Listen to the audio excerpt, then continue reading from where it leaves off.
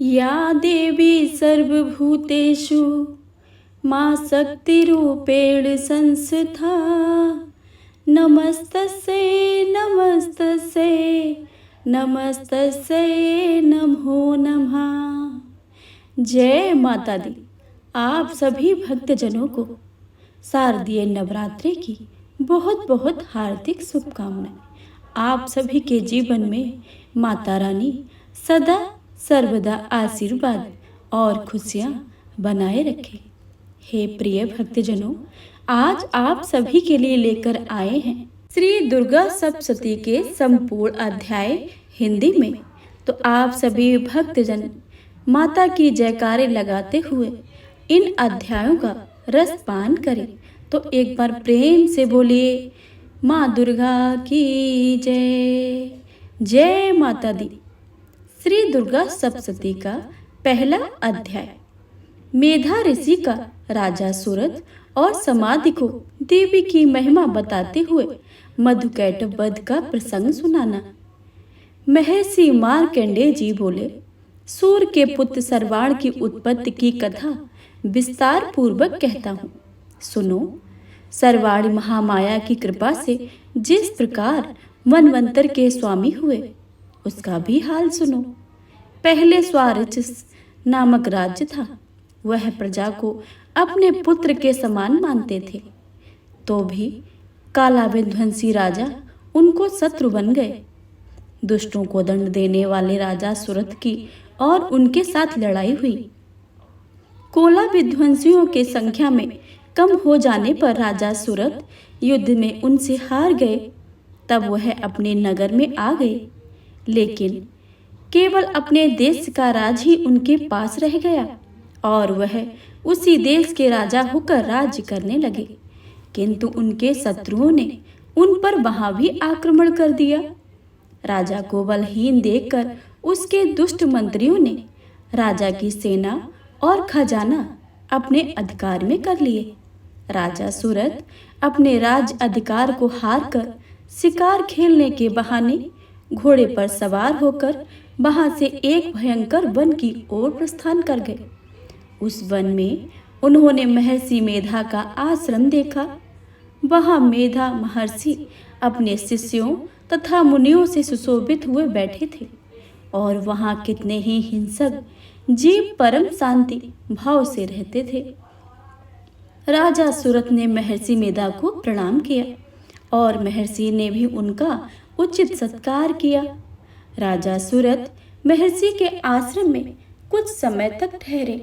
अपने नगर की ममता के आकर्षण से राजा अपने मन में सोचने लगे, पूर्व काल में पूर्वजों ने जिस नगर का पालन किया था, वह आज मेरे हाथों से निकल गया। मेरे दुष्ट एवं दुरात्मा मंत्री मेरे नगर की अवधर्म से रक्षा कर रहे होंगे या नहीं। मेरा प्रधान हाथी, जो कि सदा मद की वर्षा करने वाला और शूरवीर था, मेरे बैरियों के वश में होकर न जाने क्या दुख भोग रहा होगा। मेरे आज्ञाकारी नौकर, जो मेरी कृपा से धन और भोजन पाने में सदैव सुखी रहते थे और मेरे पीछे पीछे चलते थे, अब वह निश्चय ही दुष्ट राजाओं का अनुसरण करते हुए और मेरे दुष्ट एवं दुर्वात्मा मंत्रियों द्वारा व्यर्थ ही धन को व्यय करने से संचित किया होगा।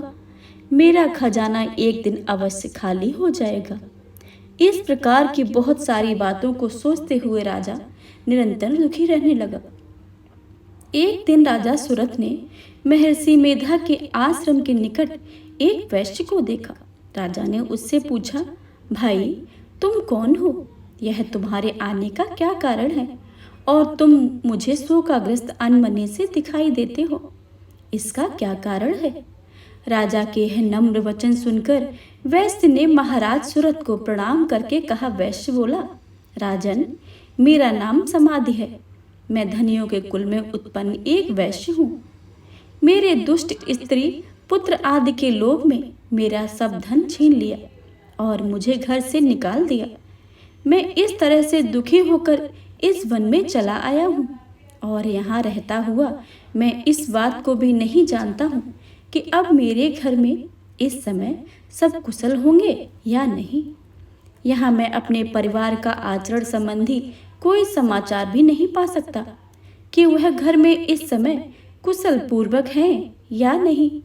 मैं अपने पुत्रों के संबंध में भी यह नहीं जानता हूँ कि वह सदाचारी हैं या दुराचार में फंस गए हैं। राजा बोले, जिस धन के लोभी पुत्री पुत्रों ने और स्त्री ने तुम्हें घर से निकाल दिया है, फिर भी तुम्हारा चित्त उनसे क्यों प्रेम करता है।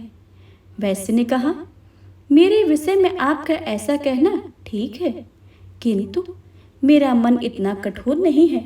यद्यपि उन्होंने धन के लोभ में पड़कर पितृ स्नेह को त्याग कर मुझे घर से निकाल दिया है, तो भी मेरे मन में उनके लिए कोई कठोरता नहीं आई है। हे महात्मे, मेरा मन फिर भी उनसे क्यों फंस रहा है, इस बात को जानता हुआ भी मैं नहीं जान रहा। मेरा चित्त उनके लिए दुखी है। मैं उनके लिए लंबी लंबी सांसें ले रहा हूँ। उन लोगों में प्रेम नाम को नहीं है, फिर भी मैं ऐसे निस्नेहियों के लिए मेरा हृदय कठोर नहीं होता। महर्षि मार्कंडेय जी ने कहा, हे ब्राह्मण।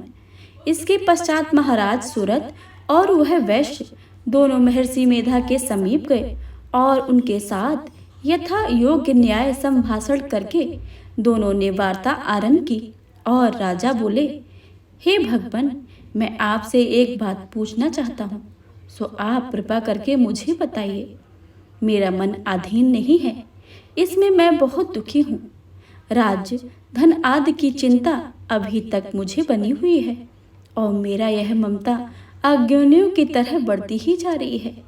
और समाधि नामक वैश्य भी अपने घर से अपमानित होकर आया है। इसके स्वजनों ने इसे त्याग दिया है। स्वजनों से त्यागा हुआ भी यह उनके हार्दिक प्रेम रखता है। इस तरह हम दोनों ही दुखी हैं। हे महाभाग, उन लोगों के अवगुणों को देखकर भी हम दोनों के मन में उनके लिए ममता जनित आकर्षण उत्पन्न क्यों हो रहा है। हमारे ज्ञान रहते हुए भी ऐसा क्यों है। अज्ञानी मनुष्य की तरह हम दोनों में यह मूर्खता क्यों है। महर्षि मेधा ने कहा, विषम मार्ग का ज्ञान सब जंतुओं को है। सबों के लिए विषय पृथक पृथक होते हैं। कुछ प्राणी दिन में नहीं देखते और कुछ रात को नहीं, परंतु कई जीव ऐसे होते हैं जो दिन और रात दोनों में देख सकते हैं। यह सत्य है कि मनुष्य में ज्ञान प्रधान है, किंतु केवल मनुष्य ही ज्ञानी नहीं होता। पशु पक्षी आदि भी ज्ञान रखते हैं। जैसे है पशु पक्षी ज्ञानी है, वैसे ही मनुष्यों का ज्ञान है, और जो ज्ञान मनुष्य में वैसे ही पशु पक्षी में भी है, तथा अन्य बातें भी दोनों में एक जैसी ही पाई जाती हैं। ज्ञान होने पर भी इन पक्षियों की ओर देखो कि उनमें भूख से पीड़ित बच्चों की चोंच में कितने प्रेम से अन्न के दाने डालते हैं। हे राजन, ऐसा ही प्रेम मनुष्यों में अपनी संतान के प्रति पाया जाता है। लोभ के कारण अपने उपकार का बदला पाने के लिए मनुष्य पुत्रों की इच्छा करते हैं और इस प्रकार मोह के गड्ढे में गिर कर जाते हैं। भगवान हरि को भूल जाते हैं। भगवान श्री हरि की जो माया है, उसी में यह संसार मोहित हो रहा है। इसमें कोई आश्चर्य की बात नहीं है, क्योंकि वह भगवान विष्णु की योग निद्रा है। यह माया ही तो है जिसके कारण संसार मोह में जकड़ा हुआ है। यही माया भगवती देवी ज्ञानियों के चित्त को बलपूर्वक खींचकर मोह में डाल देती है और उसी के द्वारा संपूर्ण जगत की उत्पत्ति होती है। यह भगवती देवी प्रसन्न होकर मनुष्य को मुक्ति प्रदान करती हैं।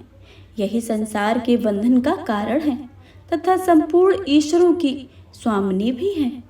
महाराज सुरथ ने पूछा, भगवान, वह देवी कौन सी है जिसको आप महामाया कहते हैं।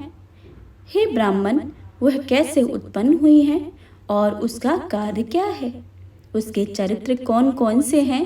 हे प्रभु, उसका जैसा प्रभाव, जैसा स्वरूप, वह भी कृपा करके मुझे कहिए। मैं आपके द्वारा सुनना चाहता हूँ। महर्षि मेधा बोले, राजन, वह देवी तो नित्य स्वरूपा है। उसके द्वारा यह संसार रचा गया है। तब भी उसकी उत्पत्ति अनेक प्रकार से होती है। अब वह आप मुझसे सुनो। वह देवताओं का कार्य सिद्धि करने के लिए प्रकट होती हैं और समय पर उत्पन्न हुई कहलाती हैं। संसार को जलमय करके जब भगवान विष्णु योग निद्रा का आश्रय लेकर शेष शैया पर सो रहे थे, तब मधुकैटभ नाम के 2 असुर उनके कानों के मैल से प्रकट हुए और श्री ब्रह्मा जी को मारने के लिए तैयार हो गए। श्री ब्रह्मा जी ने जब उन दोनों को अपनी ओर आते देखा और यह भी देखा कि भगवान विष्णु योग निद्रा का आश्रय लेकर सो रहे हैं, तो वह उस समय श्री भगवान विष्णु को जगाने के लिए उनके नेत्रों में निवास करने वाले योग निद्रा की स्तुति करने लगे। श्री ब्रह्मा जी कहने के लगे, हे देवी, तुम ही स्वाहा हो, तुम ही स्वधा हो और तुम ही वसिष्ठकार हो। स्वर भी तुम ही हो और स्वरूप भी तुम ही हो। तुम ही जीवन देने वाली स्वधा हो। नित्य अक्षर प्रवर्ण में आकर उकार मकार इन तीनों में माताओं के रूप में तुम ही स्थिति हो। इनके अतिरिक्त जो बिंद पद अर्धमात्र है, जिसका कि विशेष रूप से उच्चारण नहीं किया जा सकता है, हे देवी, वह तुम ही हो। हे देवी, संध्या, सावित्री तथा परम जननी तुम ही हो। तुम इस विश्व को धारण करने वाली हो। तुमने ही इस जगत की रचना की है और तुम ही इस जगत का पालन करने वाली हो। तुम ही कल्प के अंत में सबको भक्षण करने वाली हो। हे देवी, जगत की उत्पत्ति के समय तुम सृष्टि रूपा होती हो, पालन काल में स्थित रूपा और कल्प के अंत में संहार रूप धारण कर लेती हो। तुम ही महाविद्या, महामाया, महामेधा, महारात्रि और मोहरात्रि हो। श्री ईश्वरी और बोध स्वरूपा बुद्ध भी तुम ही हो। लज्जा, पुष्टि, तुष्टि, शांति और क्षमा तुम ही हो। तुम खड़ग धारणी, शूक धारणी, घोर रूपा तथा गदा, चक्र, शंख और धनुष को धारण करने वाली तुम ही देवी हो। बाण, भशुंडी और परिधि, यह भी तुम्हारे ही अस्त्र हैं। तुम सौम्य और सौमांतर हो। यह नहीं बल्कि जितने भी सौम्य तथा सुंदर वस्तुएं इस संसार में हैं, उन सब में बढ़कर सुंदर तुम ही हो। पर और अपर, सबसे पर रहने वाली सुंदर तुम ही हो। हे सर्वेश्वरी देवी, जो भी असत पदार्थ और उनमें जो शक्ति है, वह तुम ही हो। ऐसी आस्था से भला तुम्हारी स्तुति कौन कर सकता है। इस संसार की सृष्टि, पालन और संहार करने वाले जो भगवान हैं, उनको जब तुमने निद्रा के वशीभूत कर लिया है, तो फिर तुम्हारी स्तुति कौन कर सकता है। मुझे भगवान विष्णु, भगवान शंकर को शरीर धारण कराने वाली तुम ही हो। तुम्हारी स्तुति करने की शक्ति किस में है। हे देवी, तुम जो अपने इन उदार प्रभावों के कारण ही प्रशंसनीय हो। मधु और कैटभ जो भयंकर असुर हैं, उन्हें मुंह में डाल दो और श्री हरि भगवान विष्णु को भी जल्दी ही जगा दो और उनमें इनको मार डालने की बुद्धि भी उत्पन्न कर दो। महर्षि मेधा बोले, हे राजन, जब ब्रह्मा जी ने देवी से इस प्रकार स्तुति करके भगवान को जगाने तथा मधु कैटभ दोनों को मारने के लिए कहा, तो है भगवान श्री विष्णु के नेत्र, मुख, नासिका, वायु, हृदय और वक्ष स्थल से निकलकर ब्रह्मा जी के सामने खड़ी हो गई। उनका ऐसा करना था कि भगवान श्री हरि तुरंत निद्रा से जाग उठे और दोनों असुरों को देखा, जो कि अत्यंत बलवान तथा पराक्रमी थे और मारे क्रोध के उनके नेत्र लाल हो रहे थे और जो ब्रह्मा जी का वध करने के लिए तैयार खड़े थे। तब क्रोध होकर उन दोनों दुरात्माओं असुरों के साथ भगवान श्री हरि पूरे 5000 वर्ष तक लड़ते रहे। एक तो वह अत्यंत बलवान तथा पराक्रमी थे, दूसरे महामाया ने भी उन्हें मुंह में डाल रखा था। अतः वह श्री भगवान से कहने लगे, हम दोनों तुम्हारी वीरता से अत्यंत प्रसन्न हैं। तुम हमसे कोई ऐसा वर मांगो। भगवान ने कहा, यदि तुम मुझे वर देकर प्रसन्न हो तो तुम मेरे हाथों मर जाओ।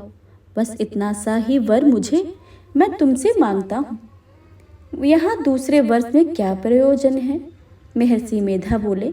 इस तरह से जब वह धोखे में आ गए और अपने चारों ओर जल ही जल देखा तो भगवान श्री हरि से कहने लगे, जहाँ जल ना हो और सूखी जमीन हो उसी जगह हमारा वध किया जाए। महर्षि मेधा कहते हैं, तथास्तु कहकर भगवान श्री हरि ने उन दोनों को अपनी जांग पर लिटाकर उन दोनों के सिर काट डाले। इस तरह से वह देवी श्री ब्रह्मा जी की स्तुति करने पर प्रकट हुई थी। अब तुम उनके प्रभाव का वर्णन करता हूँ, सो तुम ध्यान से सुनो। तो हे प्रिय भक्तजनों, यह था श्री दुर्गा सप्तशती अध्याय 1 की कथा। आइए सुनते हैं अध्याय 2 की कथा। देवताओं के तेज से देवी का प्रादुर्भाव और महिषासुर की सेना का वध। एक बार प्रेम से बोलिए शेरावाली माता की जय। महर्षि मेधा बोले, प्राचीन काल में देवताओं और असुरों में पूरे 100 वर्षों तक घोर युद्ध चलता रहा और देवराज इंद्र देवताओं के नायक थे। इस युद्ध में देवताओं की सेना परास्त हो गई थी और इस प्रकार संपूर्ण देवताओं को जीतकर महिषासुर इंद्र बन बैठा था। युद्ध के पश्चात हारे हुए देवता प्रजापति श्री ब्रह्मा जी को साथ लेकर उस स्थान पर पहुंचे जहां पर कि भगवान शंकर विराजमान थे। देवताओं ने अपने हार का वृतांत भगवान श्री विष्णु और शंकर जी से कह सुनाया। वह कहने लगे, हे प्रभु, महिषासुर सूर्य, चंद्रमा, इंद्र, अग्नि, वायु, यम, वरुण तथा अन्य देवताओं के सब अधिकार छीनकर सबका अधिष्ठाता स्वयं बन बैठा है। उसने समस्त देवताओं को स्वर्ग से निकाल दिया है। वह मनुष्यों की तरह पृथ्वी पर विचर रहे हैं।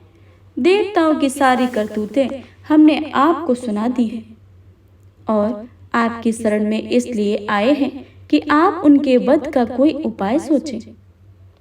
देवताओं की बात सुनकर श्री भगवान विष्णु और शंकर जी दैत्यों पर बड़ा ही गुस्सा आया।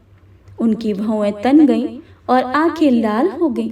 गुस्से से भरे हुए भगवान विष्णु के मुख से एक बड़ा भारी तेज निकला और उसी प्रकार का तेज भगवान शंकर, ब्रह्मा और इंद्र आदि दूसरे देवताओं के मुख से प्रकट हुआ।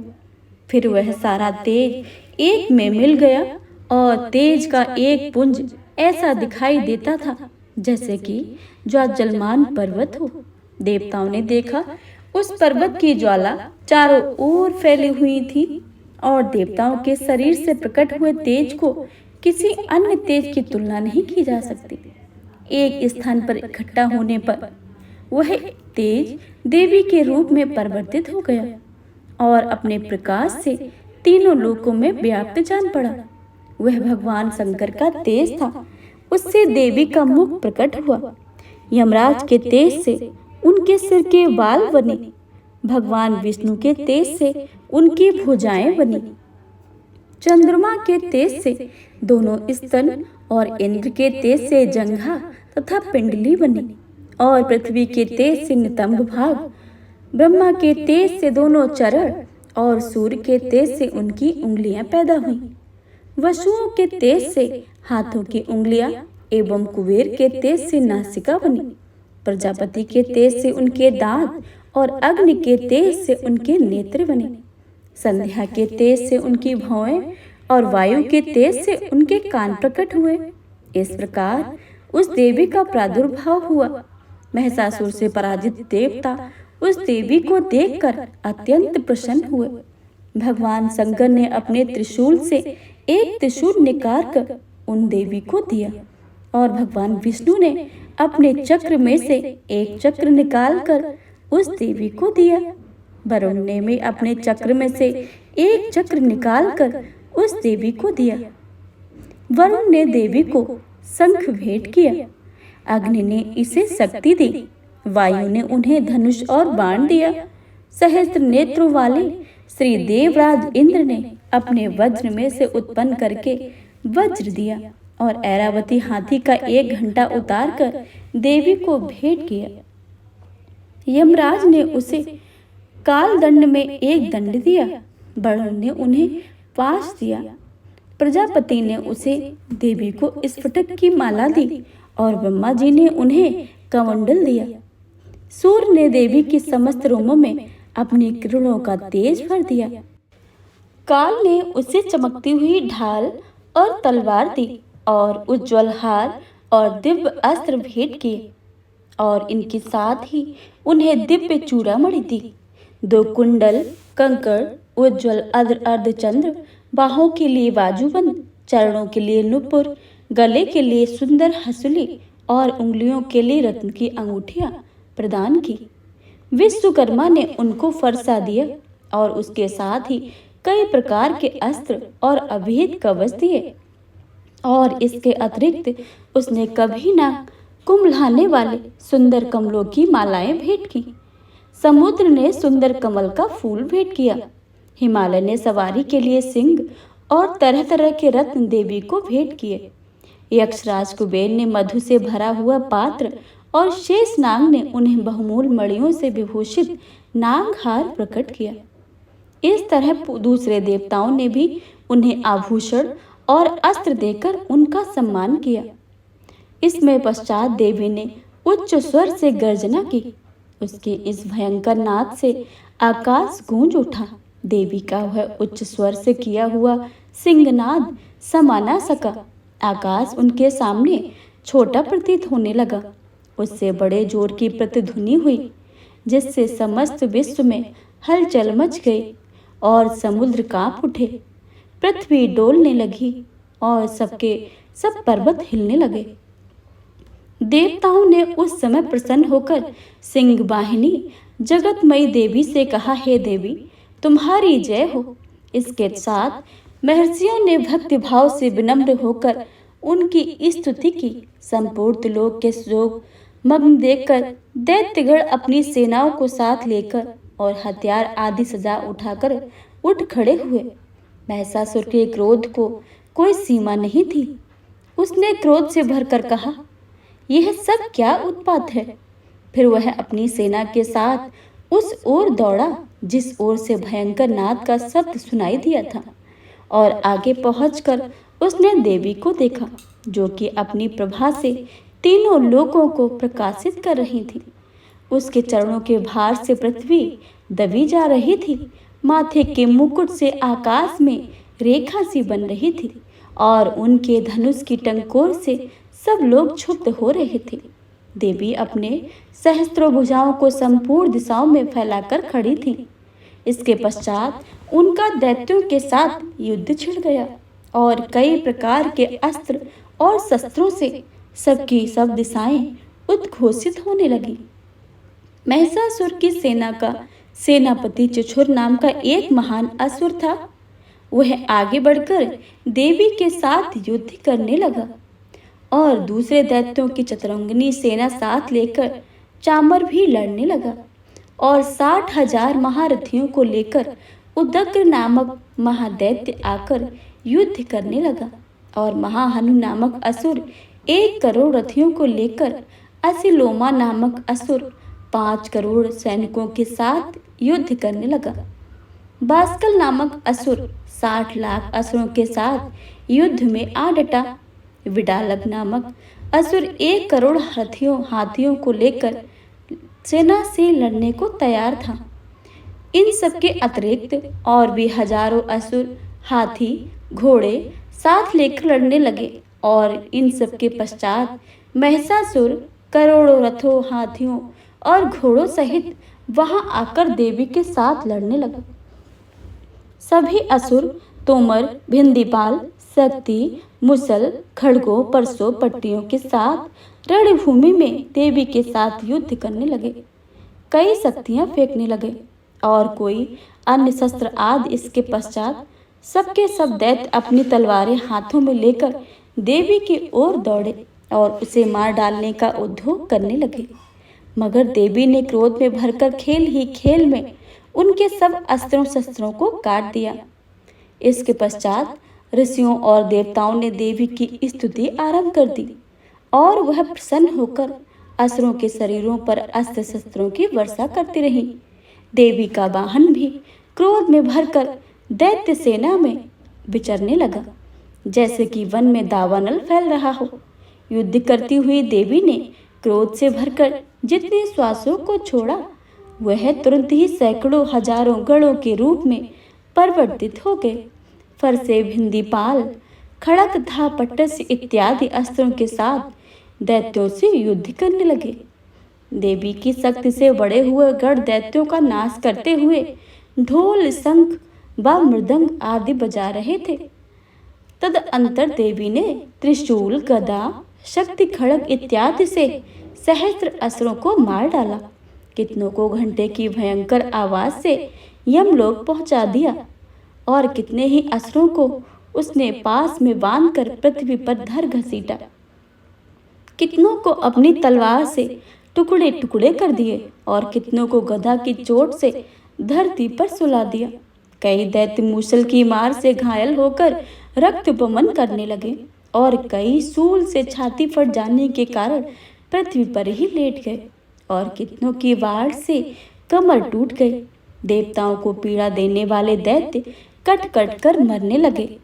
कितनों की बाहें अलग हो गईं, कितनों की ग्रीवाएं कट गईं, कितनों के सिर कट कर कर भूमि पर लुढ़क गए, कितनों के शरीर बीच से कट गए और कितनों की जंघाएं कट गईं और वह पृथ्वी पर गिर पड़े। कितने ही सिरों व पैरों के कटने पर भूमि पर से उठ खड़े हुए और शस्त्र हाथ में लेकर देवी से लड़ने लगे और कई दैत्यगण भूमि में बाजों की ध्वनि के साथ नाच रहे थे। कई असुर जिनके सिर कट चुके थे, बिना सिर के धड़ से ही हाथ में शस्त्र लिए हुए लड़ रहे थे। दैत्य रह रहकर ठहरो ठहरो कहते हुए देवी को युद्ध में ललकार रहे थे। जहां पर वह घोर संग्राम हो रहा था, वहां की भूमि रथ, हाथी, घोड़े और असुरों की लाशों से भर गई थी और असुर सेना के बीच में रक्तपात होने के कारण रुधिर की नदियां बह रही थीं। और इस तरह देवी ने असुरों की विशाल सेना को क्षण भर में इस तरह से नष्ट कर डाला, जैसे तृणकाष्ठ में बड़े समूह को अग्नि नष्ट कर डालती है। और देवी का सिंह भी गर्दन के बालों को हिलाता हुआ और बड़ा शब्द करता हुआ असुरों के शरीरों से मानो उनके प्राणों को ढूंढ रहा था। वह देवी के गणों ने जब दैत्यों के साथ युद्ध किया तो देवताओं ने प्रसन्न होकर आकाश से पुष्प वर्षा की। दूसरा अध्याय समाप्त हुआ। तो एक बार प्रेम से बोले जय माता दी। आइए सुनते हैं श्री दुर्गा सप्तशती का तीसरा अध्याय। सेनापतियों सहित महिषासुर का वध। महर्षि मेधा ने कहा, महिषासुर की सेना नष्ट होते देखकर उस सेना का सेनापति चिछुर क्रोध में भरकर देवी के साथ युद्ध करने के लिए आगे बढ़ा। वह देवी पर इस प्रकार बाणों की वर्षा करने लगा मानो सुमेरु पर्वत पानी की धार बरसा रहा हो। इस प्रकार देवी ने अपने बाणों से उसके बाणों को काट डाला तथा उसके घोड़े व सारथी को मार दिया। साथ ही उसके धनुष, उसकी अत्यंत ऊंची ध्वजा को भी काट कर नीचे गिरा दिया। उसका धनुष कट जाने के पश्चात उसके शरीर के अंगों को भी अपने बाणों से बीन दिया। धनुष, घोड़े और सारथी के नष्ट हो जाने पर वह असुर ढाल और तलवार लेकर देवी की ओर आया। उसने अपनी तीक्ष्ण धार वाली तलवार से देवी के सिंह का मस्तक पर प्रहार किया और बड़े वेग से देवी की बाईं भुजा पर वार किया, किंतु देवी की बाईं भुजा को छूते ही उस दैत्य की तलवार टूटकर दो टुकड़े हो गए। इससे दैत्य ने क्रोध में भरकर शूल हाथ में लिया और उसे भद्रकाली देवी की ओर फेंका। देवी की ओर आते हुए वह शूल आकाश से गिरते हुए सूर्य के समान प्रज्वलित हो उठा। उस शूल को अपनी ओर आते हुए देखकर देवी ने शूल छोड़ा और महाअसुर के शूल के 100 टुकड़े कर दिए और साथ ही महाअसुर के प्राण भी हर लिए। चिछुर के मर जाने पर देवताओं को सुख देने वाले चामर नामक दैत्य हाथी पर सवार होकर देवी से लड़ने के लिए आया और उसके आने के साथ ही शक्ति से प्रहार किया, किंतु देवी ने अपनी हुंकार से ही उसे तोड़कर पृथ्वी पर डाल दिया। शक्ति को टूटा हुआ देखकर दैत्य ने क्रोध से लाल होकर शूल को चलाया, किंतु देवी ने उसको भी काट दिया। इतने में देवी का सिंह उछलकर हाथी के मस्तक पर सवार हो गया और दैत्य के साथ बहुत ही तीव्र युद्ध करने लगा। फिर वह दोनों लड़ते हुए पृथ्वी से आकर गिरे और दोनों बड़े क्रोध से लड़ने लगे। फिर सिंह बड़े जोर से आकाश की ओर उछला। जब पृथ्वी की ओर आया तो उसने अपने पंजे से चामर का सिर धड़ से अलग कर दिया। क्रोध से भरी हुई देवी ने शिला और वृक्ष आदि की चोटों से उदग्र की सेना को मार डाला। कराल के दांतों, मुखों और थप्पड़ों से चूर कर डाला। क्रुद्ध हुई देवी ने गदा के प्रभाव से उक्त दैत्य को मार गिराया। भिंदी पाल से बास्कल को, बाणों से ताम्र तथा अंधक को मौत के घाट उतार दिया। तीनों नेत्रों वाली परमेश्वरी ने त्रिशूल से उग्राशय, उग्रवीर और महाहनु नामक राक्षसों को मार गिराया। उसने अपनी तलवार से बिडाल नामक दैत्य का सिर काट डाला तथा अपने बाणों से दुधर और दुर्मुख राक्षसों को यमलोक पहुंचा दिया। इस प्रकार जब महिषासुर ने देखा कि देवी ने मेरी सेना को नष्ट कर दिया, तो वह भैंसे का रूप धारण कर देवी के गढ़ों को दुख देने लगा। उन गढ़ों में कितने को उसने मुख से प्रभाव से, कितनों को खुरों से, कितनों को पूंछ से, कितनों को सींगों से, बहुतों को दौड़ाने के वेग से, अनेकों को सिंहनाद से, कितनों को चक्कर देकर और कितनों को श्वास बाहु के झोंके में पृथ्वी पर गिरा दिया। वह दैत्य इस प्रकार गढ़ों की सेना को गिरा देवी के सिंह को मारने के लिए दौड़ा। इस पर देवी को बड़ा ही गुस्सा आया। उधर दैत्य भी क्रोध में भरकर धरती को, खुरों को खोदने लगा और सींगों से पर्वत को उखाड़ उखाड़ कर धरती पर फेंकने लगा और मुख से शब्द करने लगा। महिषासुर के वेग से चक्कर देने के कारण पृथ्वी क्षुब्ध होकर फटने लगी। उसकी पूंछ से टकराकर समुद्र चारों ओर फैलने लगा। हिलते हुए सींगों के आघात से मेघ खंड खंड हो गया और श्वास से आकाश में उड़ते हुए पर्वत फटने लगे।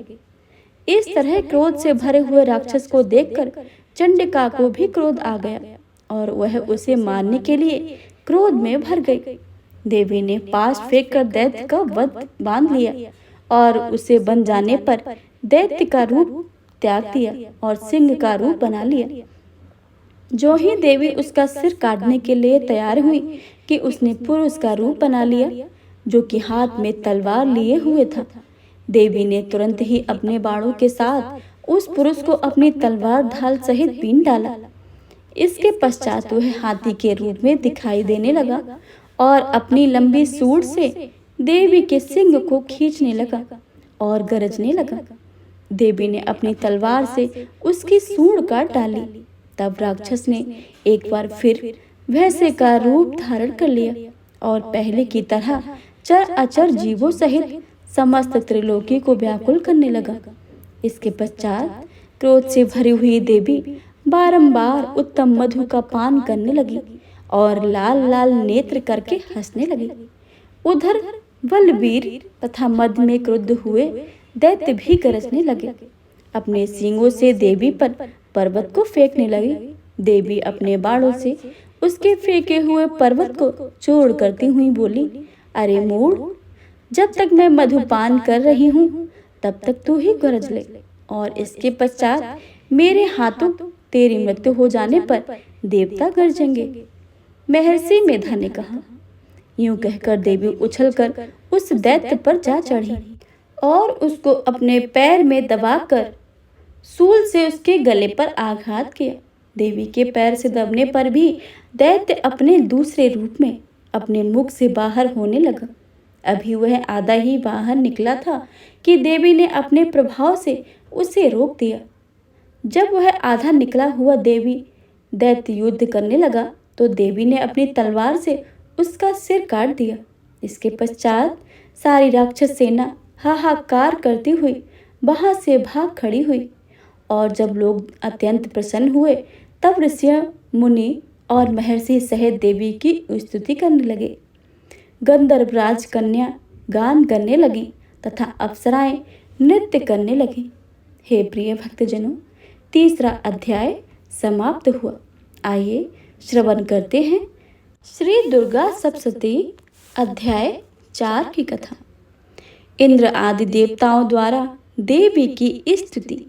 महर्षि मेधा बोले, देवी ने जब पराक्रमी दुरात्मा महिषासुर को मार गिराया और असुरों की सेना को मार दिया, तब इंद्र आदि समस्त देवता अपने सिर तथा शरीर को झुकाकर भगवती की स्तुति करने लगे। जिस देवी ने अपनी शक्ति से वह जगत व्याप्त किया है और जो संपूर्ण देवताओं तथा महर्षियों के पूजनीय हैं, उस अंबिका को हम भक्ति पूर्वक नमस्कार करते हैं। हम सबका कल्याण करें। जिस अतुल प्रभाव और बल का वर्णन भगवान विष्णु, शंकर और ब्रह्मा जी नहीं कर सके, वह चंडिका देवी इस संपूर्ण जगत का पालन करके और अशुभ भय का नाश करे। पुण्य आत्माओं के घरों में तुम लक्ष्मी रूप हो और पापियों के घरों में तुम अलक्ष्मी रूप हो। सतकुल में उत्पन्न होने वाले तुम लज्जा रूप में होकर उनके घरों में निवास करती हो। हम दुर्गा भगवती को नमस्कार करते हैं। हे देवी, इस विश्व का पालन करो। हे देवी, हम तुम्हारे अचिंत्य रूप को किस प्रकार वर्णन करें। असुरों का नाश करने वाले भारी पराक्रम और समस्त देवताओं और दैत्यों के विषय में जो तुम्हारे पवित्र चरित्र हैं, उनका हम किस प्रकार वर्णन करें। हे देवी, त्रिगुणात्मक होने पर तुम संपूर्ण जगत की उत्पत्ति का कारण हो। हे देवी, भगवान विष्णु, शंकर आदि किसी भी देवता ने तुम्हारा पार नहीं पाया है। तुम सबकी आश्रय हो। यह संपूर्ण जगत तुम्हारा ही अंश रूप है, क्योंकि तुम सबकी आदिभूत प्रकृति हो। हे देवी, तुम्हारे जिस नाम के उच्चारण से संपूर्ण यज्ञों में सब देवता तृप्ति लाभ करते हैं, वह स्वाहा तुम ही हो। इसके अतिरिक्त तुम पितरों की तृप्ति का कारण हो, इसलिए सब आपको स्वधा भी कहते हैं। हे देवी, वह विद्या जो मोक्ष देने वाली है, जो अचिंत्य महाज्ञान स्वरूपा है, तत्वों के सार को वश के करने वाले, संपूर्ण दोषों को दूर करने वाले, मोक्ष की इच्छा रखने वाले मुनिजन जिसका अभ्यास करते हैं, वह तुम ही हो। तुम बाणी रूप हो और दोष रहित ऋग तथा यजुर्वेदों की एवं उद्गति सुंदर पदों के वाले पाठ शाम वेद की आश्रय रूप तुम ही हो। तुम भगवती हो। इस विश्व की उत्पत्ति एवं पालन के लिए तुम वार्ता के रूप में प्रकट हुई हो और तुम संपूर्ण जगत के संसार की पीड़ा हरने वाली हो। हे देवी, जिससे सारे शास्त्रों के जो जाना जाता है, वह मेधा शक्ति तुम ही हो और दुर्गम भव सागर से पार करने वाली नौका तुम ही हो। लक्ष्मी रूप में विष्णु भगवान के हृदय में निवास करने वाली और भगवान महादेव द्वारा सम्मानित गौरी देवी तुम ही हो। मंद मुस्कान वाले निर्मल पूर्ण चंद विभिन्न के समान और उत्तम स्वर्ण मनोहर कांति से कमनीय तुम्हारे मुख को देखकर भी महिषासुर क्रोध से भर गया। यह तो बड़े ही आश्चर्य की बात है। और हे देवी, तुम्हारा यही मुख जब क्रोध से भर गया तो उदय काल के चंद्रमा की भांति लाल हो गया और तनी हुई भौहों के कारण विकराल हो गया। उसे देखकर भी महिषासुर के शीघ्र प्राण नहीं निकल गए। यह बड़े ही आश्चर्य की बात है। आपके कुपित मुख के दर्शन करके भला कौन जीवित रह सकता है। हे देवी, हमारे कल्याण के लिए प्रसन्न हो। आपके प्रसन्न होने से इस जगत का अभ्युदय होता है और आप क्रुद्ध हो जाती हो तो कितनों को ही कालों को सर्वनाश हो जाता है। यह हमने अभी अभी जाना है कि जब तुमने महिषासुर की बहुत बड़ी सेना को देखते ही देखते मार गिराया। हे देवी, सदा प्रताप देने वाली तुम जिस पर प्रसन्न हो जाती हो, वही देश में सम्मानित होते हैं। उनके धन यश की वृद्धि होती है, उनका धर्म शिथिल नहीं होता और उनके यहाँ अधिक पुत्र पुत्रियां नौकर होते हैं। हे देवी, तुम्हारी कृपा से ही धर्मात्मा पुरुष प्रतिदिन श्रद्धा पूर्वक यज्ञ करता है और धर्म अनुकूल आचरण करता है और उसके प्रभाव से स्वर्ग लोक में जाता है, क्योंकि तुम तीनों लोकों में मनवांछित फल देने वाले हो। हे माँ दुर्गे, तुम स्मरण करने पर संपूर्ण प्राणियों के भय को नष्ट कर देती हो और स्थिर चित्त वालों के द्वारा चिंतन करने पर उन्हें और अत्यंत मंगल देती हो। दरिद्र दुख नाशनी देवी, तुम्हारे सिवा दूसरा कौन है? तुम्हारा चित्त सदा दूसरों के उपकार में लगा रहता है। हे देवी, तुम शत्रुओं को इसलिए मारती हो कि उनके मारने से दूसरों को सुख मिलता है। वह चाहे नरक में जाने के लिए चिरकाल तक पाप करते हों, किंतु तुम्हारे साथ युद्ध करके सीधे स्वर्ग को जाते हैं, इसलिए तुम उनका वध करती हो। हे देवी, क्या तुम दृष्टिपात मात्र से समस्त असुरों को भस्म नहीं कर सकती हो? अवश्य ही कर सकती हो, किंतु तुम्हारा शत्रुओं को शस्त्रों के द्वारा मारना इसलिए है कि शस्त्रों के द्वारा मरकर वे स्वर्ग को जाएं। इस तरह से हे देवी, जिन शस्त्रों को प्रति तुम्हारा उत्तम विचार है, हे देवी, तुम्हारे उग्र खड़ग की चमक से और त्रिशूल की नोक की कांति से किरणों में असुरों की आंखें फूट नहीं गईं। उसका कारण यह था कि वे किरणों से शोभामान तुम्हारे चंद्रमा के समान आनंद प्रदान करने वाले सुंदर मुख को देख रहे थे। हे देवी, तुम्हारा शील बुरे वृतांत को दूर करने वाला और उसमें अधिक तुम्हारा रूप, जो ना तो कभी चिंतन में आ सकता है और ना ही दूसरों से कभी तुलना हो सकती है। तुम्हारा बल व पराक्रम शत्रुओं का नाश करने वाला है। इस तरह तुमने शत्रुओं पर भी दया प्रकट की है। हे देवी, तुम्हारे बल की किसी के साथ बराबरी नहीं की जा सकती तथा शत्रुओं को भय देने वाला इतना सुंदर रूप भी और किसका हो सकता है? हृदय में कृपा और युद्ध में निष्ठुरता, यह दोनों बातें तीनों लोकों में केवल तुम ही में देखने में आई हैं। हे माता, युद्ध भूमि में शत्रुओं को मारकर तुमने उन्हें स्वर्गलोक में पहुंचाया है। इस तरह तीनों लोकों की तुमने रक्षा की है तथा उन उत्तम असुरों से जो हमें भय देते थे, उसको भी तुमने दूर किया है। तुमको हमारा नमस्कार है। देवी, तुम शूल और खड़ग से हमारी रक्षा करो और घंटे की ध्वनि से और धनुष की टंकोर से हमारी रक्षा करो। हे चंडिके, आप अपने शूल को घुमाकर पूर्व, पश्चिम, उत्तर तथा दक्षिण दिशा से हमारी रक्षा करो। तीनों लोकों में जो तुम्हारे सौम्य रूप है तथा घोर रूप है, उनसे हमारी रक्षा करो तथा इस पृथ्वी की रक्षा करो। अब हे अंबिके, आपके कर पल्लवों में जो खड़ग, शूल और गदा आदि शस्त्र शोभा पा रहे हैं, उनसे हमारी रक्षा करो। महर्षि मेधा बोले, इस प्रकार जब सब देवता ने जगत माता भगवती की स्तुति की और अभिनंदन किया और नंदन वन के पुष्पों तथा गंध आदि अनलोपों के द्वारा उनका पूजन किया और फिर सबने मिलकर जब सुगंधित व दिव्य धूपों द्वारा उनको सुगंधित निवेदन किया, तब देवी ने प्रसन्न होकर कहा, हे देवताओं, तुम सब मुझसे मनवांछित वर मांगो। देवता बोले, हे भगवती, तुमने हमारा सबका सब कार्य कर दिया है। अब हमारे लिए कुछ भी मांगना बाकी नहीं रहा है, क्योंकि तुमने हमारे शत्रु महिषासुर को मार डाला है। हे महिषासुरी, तुम इस पर भी यदि कोई वर देना चाहती हो तो हमें इतना वर दें कि जब जब हम आपका स्मरण करें तब तब आप हमारी विपत्तियों को हरण करने के लिए हमें दर्शन दिया करें।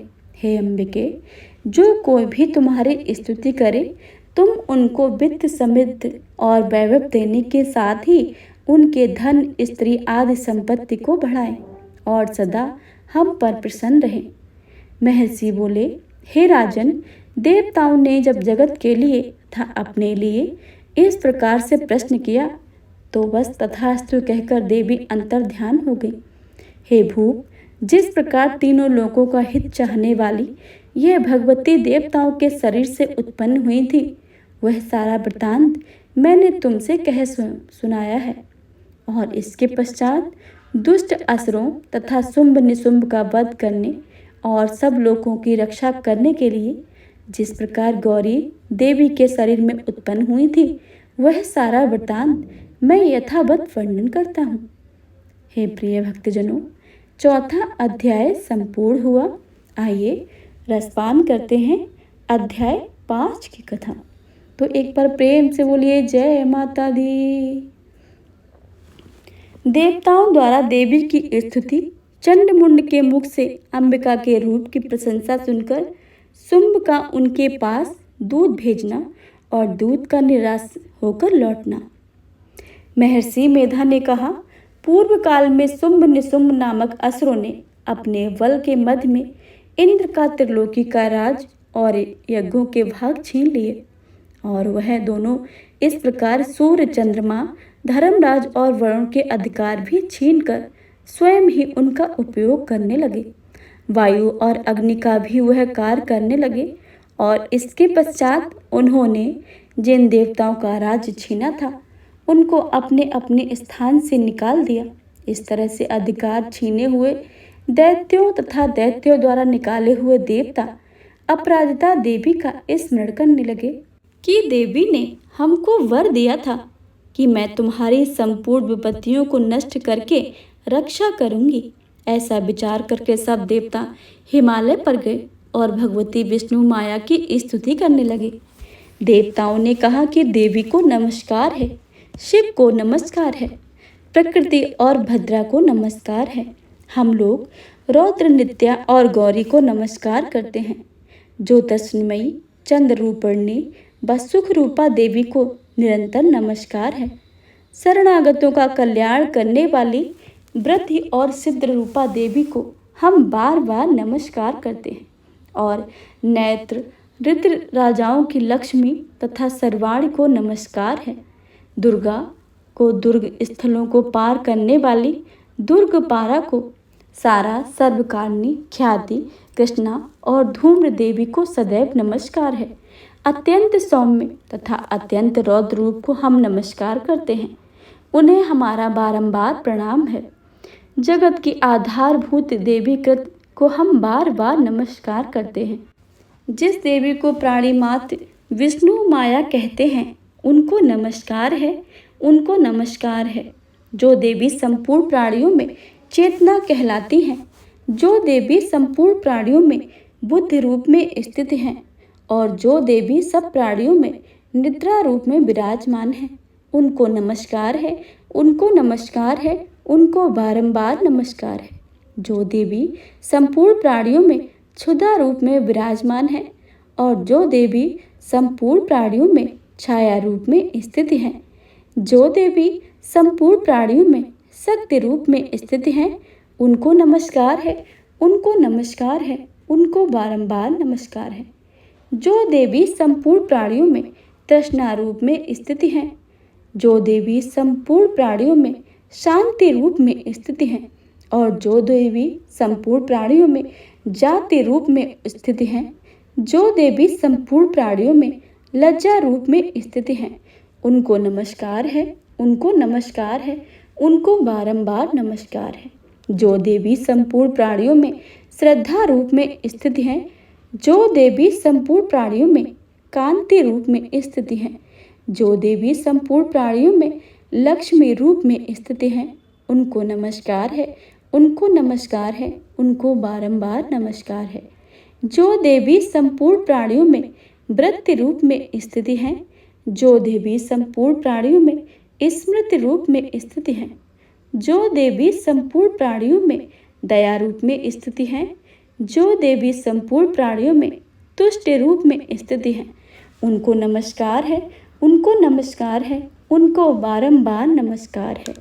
जो देवी संपूर्ण प्राणियों में मात्र रूप में स्थित हैं, जो देवी संपूर्ण प्राणियों में भ्रांति रूप में स्थित हैं, और जो देवी संपूर्ण प्राणियों में नित्य व्याप्त रहती हैं, जो देवी चैतन्य रूप से इस संपूर्ण को व्याप्त करके स्थिति हैं, उनको नमस्कार है, उनको नमस्कार है, उनको बारंबार हमारा नमस्कार है। पूर्व काल में देवताओं ने अपने अभिष्ट फल पाने के लिए जिसकी स्तुति की, और देवराज इंद्र ने बहुत दिनों तक जिसका सेवन किया, वह कल्याण की साधना भूत ईश्वरी हमारा कल्याण करे और मंगल करे तथा सारी विपत्तियों को नाश करने वाले असुरों के सताए हुए हम संपूर्ण देवता उस परमेश्वरी को इस समय नमस्कार करते हैं तथा जो भक्ति पूर्वक स्मरण किए जाने पर तुरंत ही सर्व विपत्तियों को नष्ट कर देती है, वह जगदम्बा इस समय भी हमारा मंगल करके सब विपत्तियों को दूर करें। महर्षि मेधा ने कहा, हे राजन, इस प्रकार जब देवता स्तुति कर रहे थे तो उसी समय पार्वती देवी गंगा में स्नान करने के लिए आईं। तब उनके शरीर से प्रकट होकर शिवा देवी बोली, शुंभ दैत्य के द्वारा स्वर्ग से निकले हुए और निशुंभ से हारे हुए यह देवता मेरी स्तुति कर रहे हैं। पार्वती के शरीर से अंबिका निकली थी, इसलिए उनको संपूर्ण लोक में कौशिकी कहते हैं। कौशिकी के प्रकट होने के पश्चात पार्वती देवी के शरीर का रंग काला हो गया और वह हिमालय पर रहने वाली कालिका देवी के नाम से प्रसिद्ध हुई। फिर शुंभ और निशुंभ के दूत चंडमुंड वहां आए और उन्होंने परम मनोहर रूप वाली अंबिका देवी को देखा। फिर वह शुंभ के पास जाकर बोले, महाराज, एक अत्यंत सुंदरी स्त्री हिमालय को प्रकाशित कर रही है। वैसा रंग रूप आज तक हमने किसी स्त्री का नहीं देखा है। हे असुरेश्वर, आप यह पता लगाएं कि वह कौन है और उसको ग्रहण कर लें। वह स्त्री रत्नों में धन है। वह अपनी कांति से 10 दिशाओं को प्रकाशित करती हुई वहाँ स्थित है, इसलिए आपको उसको देखना उचित है। हे प्रभु, तीनों लोकों के हाथी, घोड़े और मणि इत्यादि जितने रत्न हैं वह समय आपके पास शोभामान है। हाथियों में रत्न रूप ऐरावती हाथी और उच्चेश्वरा नामक घोड़ा तो आप इंद्र से ले आए हैं। हंसों द्वारा जुता हुआ विमान भी ब्रह्मा जी के पास था, अब आपके पास है। और महापद्म नामक खजाना आपने कुबेर से छीन लिया। समुद्र ने आपको सदा खिले हुए फूलों की किंजलनकी नामक माला दी। वरुण का कंचन की वर्षा करने वाला छत्र आपके पास है। रथों में श्रेष्ठ प्रजापति का रथ भी आपके पास है। हे दैत्येंद्र, मित्र से उत्क्रांतिका नामक शक्ति सी आपने छीन ली है और वरुण का पास भी आपके भ्राता निशुंभ के अधिकार में है।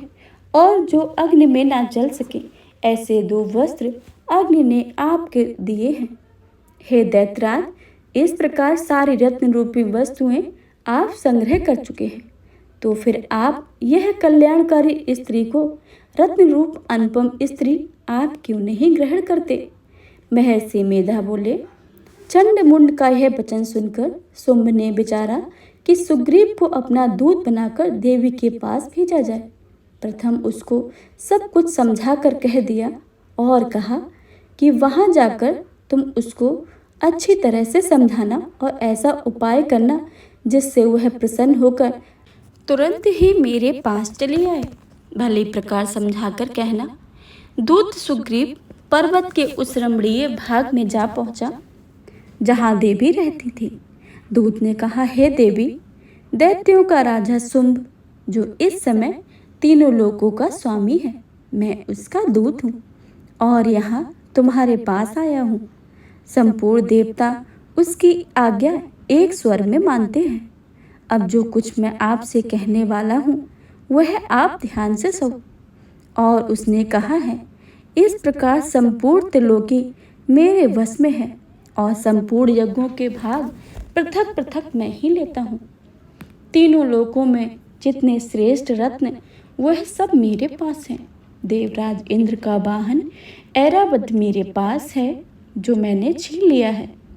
उच्चेश्वरा नामक घोड़ा जो क्षीर सागर मंथन करने से प्रकट हुआ था उसे देवताओं ने मुझे समर्पित किया है। हे सुंदरी, इनके अतिरिक्त और जो भी रत्न आभूषण पदार्थ देवताओं के पास थे वह सब मेरे पास हैं। हे देवी, मैं तुम्हारे संसार की स्त्रियों में रत्न मानता हूँ, क्योंकि रत्नों का उपभोग करने वाला मैं ही हूँ।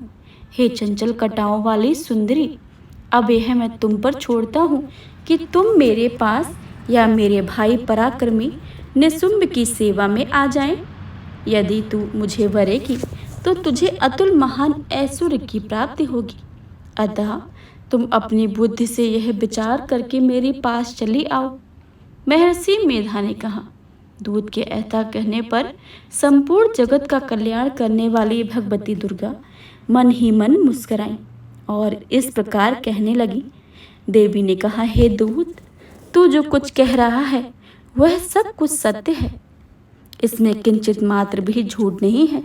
शुंभ इस समय तीनों लोकों का स्वामी है और निशुंभ भी उसी की तरह पराक्रमी है, किंतु इसके संबंध में मैं जो प्रतिज्ञा कर चुकी हूँ उसे मैं कैसे झुठला सकती हूँ। अतः तो जो मैंने प्रतिज्ञा की है उसे सुन। जो मुझे युद्ध में जीत लेगा और मेरे अभिमान को खंडित करेगा तथा बल में मेरे समान होगा वही मेरा स्वामी होगा। इसलिए शुंभ अथवा निशुंभ यहाँ आए और मुझे युद्ध में जीत कर मुझसे विवाह करे, इसमें भला देर की क्या आवश्यकता है। दूत ने कहा, हे देवी, तुम अभिमान से भरी हो, मेरे सामने तुम ऐसी बात ना करो। इस त्रिलोकी में मुझे तो ऐसा कोई नहीं दिखाई देता जो शुंभ और निशुंभ के सामने ठहर सके। हे देवी, जब अन्य देवताओं में से कोई शुंभ व निशुंभ के सामने युद्ध में ठहर नहीं सकता, तो तुम जैसी स्त्री उनके सामने रणभूमि में ठहर सकोगी। जिन शुंभ आदि असुरों के सामने इंद्र आदि देवता नहीं ठहर सके, फिर तुम अकेली स्त्री उनके सामने कैसे ठहर सकोगी। अतः तुम मेरा कहना मानकर उनके पास चली जाओ, नहीं तो वह तुम्हें केस पकड़कर घसीटते हुए ले जाएंगे, तो तुम्हारा गौरव नष्ट हो जाएगा। इसलिए मेरी बात मान लो। देवी ने कहा, जो तुमने कुछ कहा है सब ठीक है। शुंभ और निशुंभ बड़े ही बलवान हैं, लेकिन मैं क्या कर सकती हूँ, क्योंकि मैंने बिना विचारे प्रतिज्ञा कर चुकी हूँ। इसलिए तुम जाओ और मैंने जो कुछ भी कहा है वह सब आदर पूर्वक असुरेन से कह दो। इसके पश्चात जो उचित होगा वह वो करें। हे प्रिय भक्तजनों, अध्याय 5 समाप्त हुआ। आइए श्रवण करते हैं अध्याय 6 की कथा। तो एक बार प्रेम से बोलिए, शेरावाली माता की जय। धूम्रलोचन वध। महर्षि मेधा ने कहा। देवी की बात सुनकर दूत क्रोध से भरा हुआ वहां से असुरेंद्र के पास पहुंचा और सारा वृतांत उसे कह सुनाया।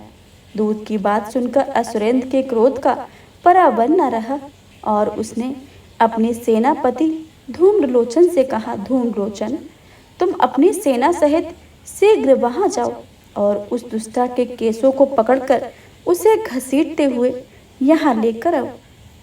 यदि उसकी रक्षा के लिए कोई दूसरा खड़ा हो, चाहे वह देवता, यक्ष अथवा गंधर्व क्यों न हो, उसको तुम अवश्य मार डालना। महर्षि मेधा ने कहा।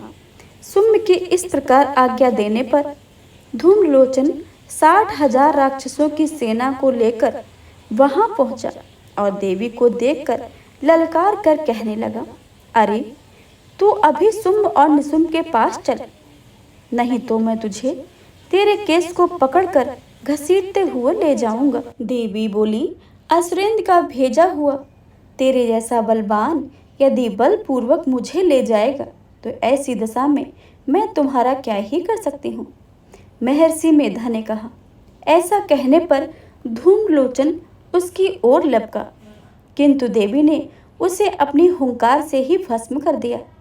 यह देखकर असुर सेना क्रुद्ध होकर देवी की ओर बढ़ी, परंतु अंबिका ने उन पर तीखे बाणों की शक्तियों की तथा फरसों की वर्षा आरंभ कर दी। इतने में देवी का वाहन भी अपनी ग्रीवा के बालों को झटकता हुआ और बड़ा भारी शब्द करता हुआ असुर सेना में कूद पड़ा। उसने कई असुर अपने पंजों से, कई अपने जबड़ों से और कई धरती को पटककर अपने दाड़ों से घायल करके मार डाला। उसने कई असुरों के अपने नख से पेट फाड़ दिए और कई असुरों को तो केवल थप्पड़ मारकर सिर धड़ से अलग कर दिए। कई असुरों की भुजाएं और सिर तोड़ डाले और गर्दन के बालों को हिलाते हुए उसने कई असुरों को पकड़कर उनके पेट फाड़कर उनका रक्त भी पी डाला। इस प्रकार देवी के उस महाबलवान सिंह ने क्षण भर में असुर सेना को समाप्त कर दिया। सुम्बनु जब यह सुना कि देवी ने धूम्रलोचन असुर को मार दिया और उसके सिंह ने सारी सेना का संहार कर डाला, तब उसका क्रोध और भी बढ़ गया और मारे क्रोध के ओंठ फड़कने लगे और उसने चंडमुंड तथा नामक राक्षसों को आज्ञा दी कि हे चंडमुंड, तुम अपनी साथ एक बड़ी सेना को लेकर वहां जाओ और उस देवी के बाल पकड़कर उसे बांधकर तुरंत यहाँ ले आओ। यदि उसको यहाँ लाने में किसी प्रकार का संदेह हो तो अपनी सेना सहित उससे लड़ते हुए उसको मार डालो, और जब वह दुष्टा और उसका सिंह दोनों मर जाएं, तब भी उसको बांधकर यहाँ लेकर आओ। छठा अध्याय समाप्त हुआ। आइए 7वें अध्याय का रसपान करते हैं। चंडमुंड का वध। महर्षि मेधा ने कहा, दैत्यराज की आज्ञा पाकर चंड और मुंड चतुरंगिनी सेना को साथ लेकर हथियार हाथ में उठाए देवी से लड़ने के लिए चल दिए। हिमालय पर्वत पर पहुंचकर उन्होंने मुस्कुराती हुई देवी जो सिंह पर बैठी हुई थी उनको देखा। जब असुर उनको पकड़ने के लिए तलवारें लेकर उनकी ओर बढ़े, तब अंबिका को उन पर बड़ा ही क्रोध आया और मारे क्रोध के उनका मुख काला पड़ गया, उनकी भ्रुकुटियां चढ़ गईं और उनके ललाट से अत्यंत भयंकर तथा अत्यंत विस्तृत मुख वाली लाल आंखों वाली काली प्रकट हुई, जो कि अपने हाथों में तलवार और पाश लिए हुए थी। वह विचित्र खड़ग धारण किए हुए थी तथा चीते के चर्म की साड़ी एवं नरमुंडों की माला पहन रखी थी। उसका मांस सूखा हुआ था और शरीर केवल हड्डियों का ढांचा था, और जो भयंकर शब्द से दिशाओं को पूर्ण कर रही थी वह असुर सेना पर टूट पड़ी और दैत्यों को भक्षण करने लगी। वह पार्स राक्षसों, अंकुशधारी महावतों, हाथियों पर सवार योद्धाओं और घंटा सहित हाथियों को एक हाथ से पकड़ पकड़ कर अपने मुख में डाल रही थी, और इसी प्रकार वह घोड़ों, रथों, सारथियों व रथों के बैठे हुए सैनिकों को मुख में डालकर भयानक रूप से चबा रही थी। किसी की केस पकड़कर, किसी के पैरों में दबाकर और किसी दैत्य को छाती से मसलकर मार रही थी। वह दैत्य के छोड़े छोड़े बड़े बड़े अस्त्र शस्त्रों को मुंह में पकड़कर और क्रोध में उनको दांतों में पीस रही थी। उसने बड़े बड़े असुरों को भक्षण कर डाले, कितनों को रौंद दिया और कितनी उसके मार के आगे भाग गए। कितनों को उसने तलवार से मार डाला, कितनों को अपने दांतों से समाप्त कर दिया। इस प्रकार से देवी ने क्षण भर में संपूर्ण दैत्य सेना को नष्ट कर दिया। यह देखकर महापराक्रमी चंड काली देवी की ओर लपका और मुंड ने भी देवी पर अपने भयानक बाणों की वर्षा आरंभ कर दी और अपने हजारों चक्र उस पर छोड़ दिए। उस समय वह चमकते हुए बाण व चक्र देवी के मुख में प्रविष्ट हुए इस प्रकार दिख रहे थे जैसे मानो बहुत से सूर्य मेघों की घटा में प्रविष्ट हो रहे हैं। इसके पश्चात भयंकर शब्द के साथ काली ने अत्यंत जोश में भरकर विकट अट्टहास किया। उसका भयंकर मुख देखा नहीं जाता था। उसके मुख में श्वेत दांतों की पंक्ति चमक रही थी। फिर उसने तलवार हाथ में लेकर हूँ शब्द कर कर चंड के ऊपर आक्रमण कर दिया और उसके केस पकड़कर उसका सिर काट कर अलग कर दिया। चंड को मरा हुआ देखकर मुंड देवी की ओर लपका, परंतु देवी ने क्रोध में भरे उसे भी अपनी तलवार से यमलोक पहुंचा दिया। चंड और मुंड को मरा हुआ देखकर उसकी बाकी बची हुई सेना वहां से भाग खड़ी हुई। इसके पश्चात काली चंड और मुंड के कटे हुए सिरों को लेकर चंडिका के पास गई और प्रचंड अट्टहास के साथ कहने लगी, हे देवी, चंड और मुंड दो महादैत्यों को मारकर तुमने भेंट प्रकट कर दिया है।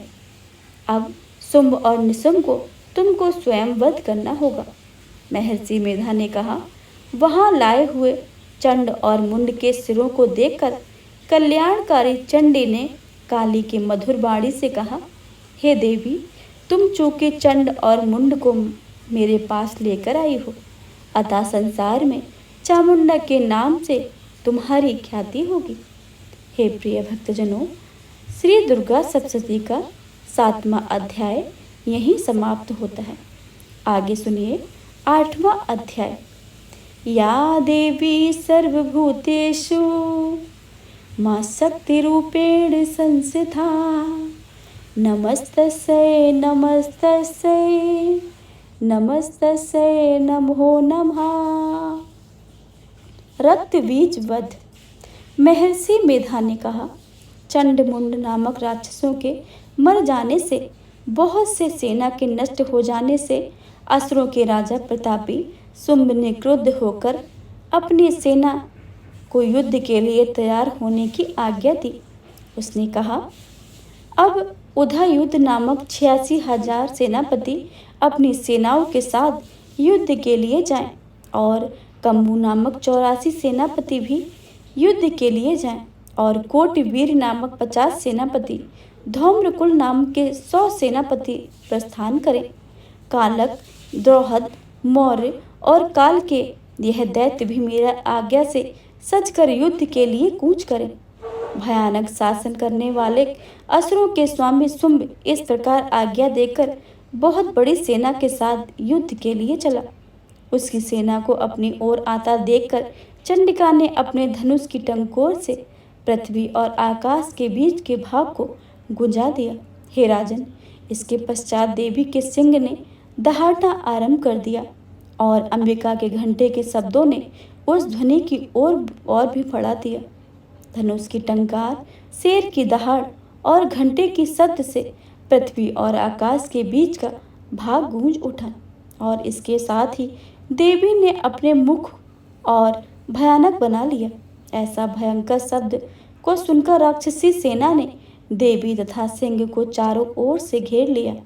राजन, उस समय दैत्यों के नाश के लिए, देवताओं के हित के लिए ब्रह्मा, शिव, कार्तिकेय, विष्णु तथा इंद्र आदि देवों के देव शक्तियाँ जो अत्यंत पराक्रम और बल में संपन्न थी, उनके शरीर से निकलकर उस रूप में चंडिका देवी के पास आईं। जिस देवी को जैसा रूप था, जैसा आभूषण थे और जैसा वाहन था, वैसा ही रूप, आभूषण और वाहन लेकर उन देवताओं की शक्तियाँ दैत्यों से युद्ध करने के लिए आईं। हंस युक्त विमान में बैठकर रुद्राज की माला तथा कमंडल धारण करके ब्रह्मा जी की शक्ति आई। वृषभ पर सवार होकर, हाथ में त्रिशूल लेकर, महानाग का कंकड़ पहनकर और चंद्ररेखा से विभूषित होकर भगवान शंकर की शक्ति महेश्वरी आई और मोर पर आरूढ़ होकर हाथ में शक्ति लिए दैत्यों से युद्ध करने के लिए कार्तिक जी की शक्ति उन्हीं का रूप धारण करके आई। भगवान विष्णु की शक्ति गरुड़ पर सवार होकर शंख, चक्र, शृंग, गदा, धनुष और खड़ग हाथ में लिए हुए आई।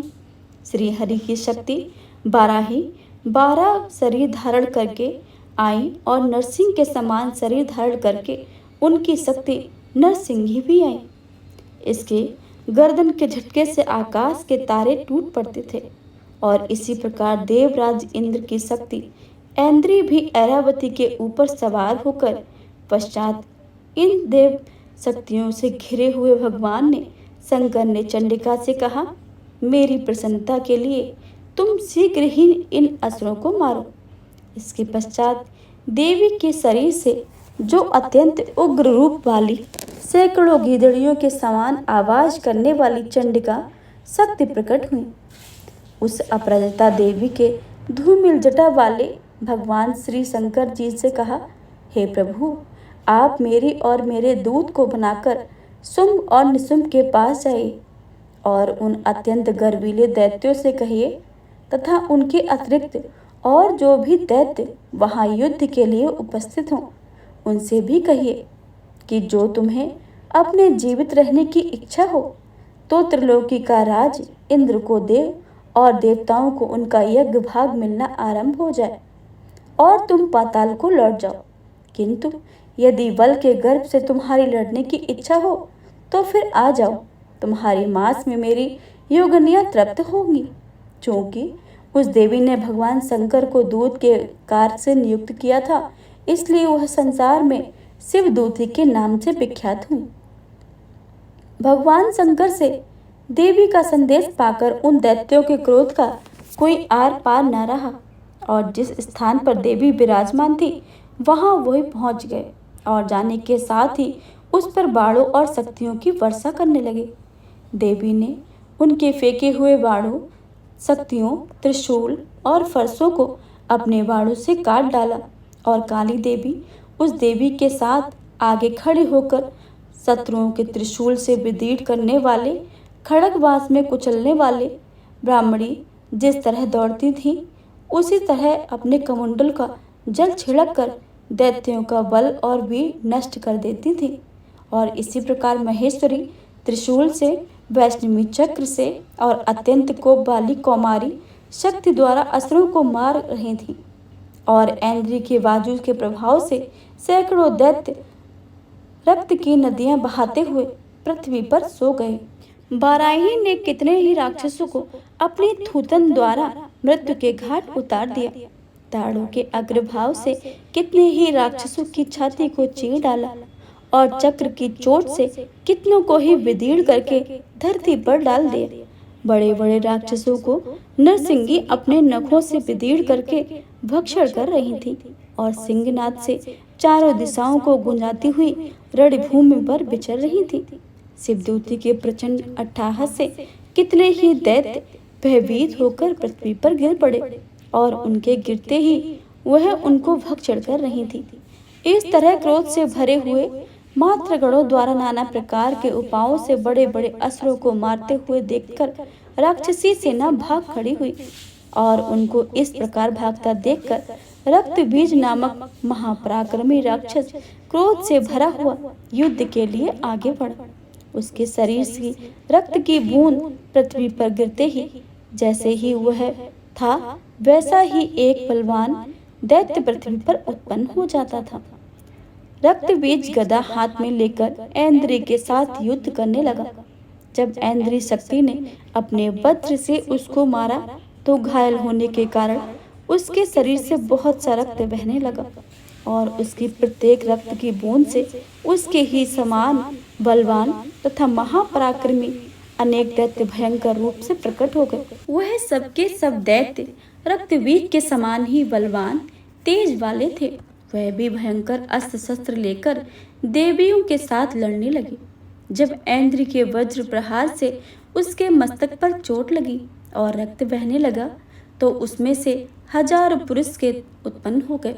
वैष्णवी ने चक्र से, ऐन्द्री ने गदा से रक्तबीज को चोट पहुंचाई और वैष्णवी के चक्र से घायल होने पर उसके शरीर से जो रक्त बहा उससे हजारों महाअसुर उत्पन्न हुए जिनके द्वारा जगत व्याप्त हो गया था। कौमारी ने शक्ति से, बाराही ने खड़ग से और महेश्वरी ने त्रिशूल से उसको घायल किया। इस प्रकार क्रोध में भयकर वह महादैत्य ने सब महाशक्तियों पर पृथक पृथक गदा से प्रहार किया और माताओं ने शक्ति और शूल इत्यादि से उसको बार बार घायल किया। उससे सैकड़ों महादैत्य उत्पन्न हुए और इस प्रकार उस रक्तबीज के रुधिर से उत्पन्न हुए असुरों से संपूर्ण जगत व्याप्त हो गया, जिससे देवताओं को भय हुआ। देवताओं को भयभीत देखकर चंडिका ने काली से कहा, हे चामुंडे, अपने मुख को बड़ा करो और मेरे शस्त्रघात से उत्पन्न हुए रक्तबीज बिंदुओं तथा रक्त बिंदुओं से उत्पन्न महाअसुरों को तुम अपने इस मुख में भक्षण करती जाओ। इस प्रकार रक्त बिंदुओं से उत्पन्न हुए महादैत्यों को भक्षण करती हुई तुम रणभूमि में विचरो।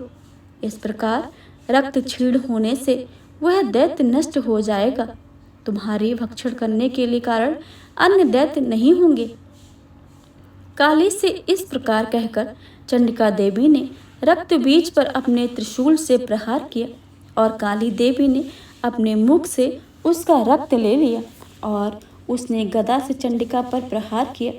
प्रहार से चंडिका को तनिक भी कष्ट न हुआ, किंतु रक्तबीज के शरीर से बहुत सा रक्त बहने लगा। लेकिन उसके गिरने के साथ ही काली ने उसको अपने मुख में ले लिया। काली के मुख में उस रक्त से जो असुर उत्पन्न हुए उनको उसने भक्षण कर लिया। रक्त को पीती गई। तदअंतर देवी ने रक्त बीज को, जिसका भी खून काली ने पिया था, चंडिका ने उस दैत्य को वज्र, बाण, खड़ग और रिष्ट से इत्यादि आर से मार डाला।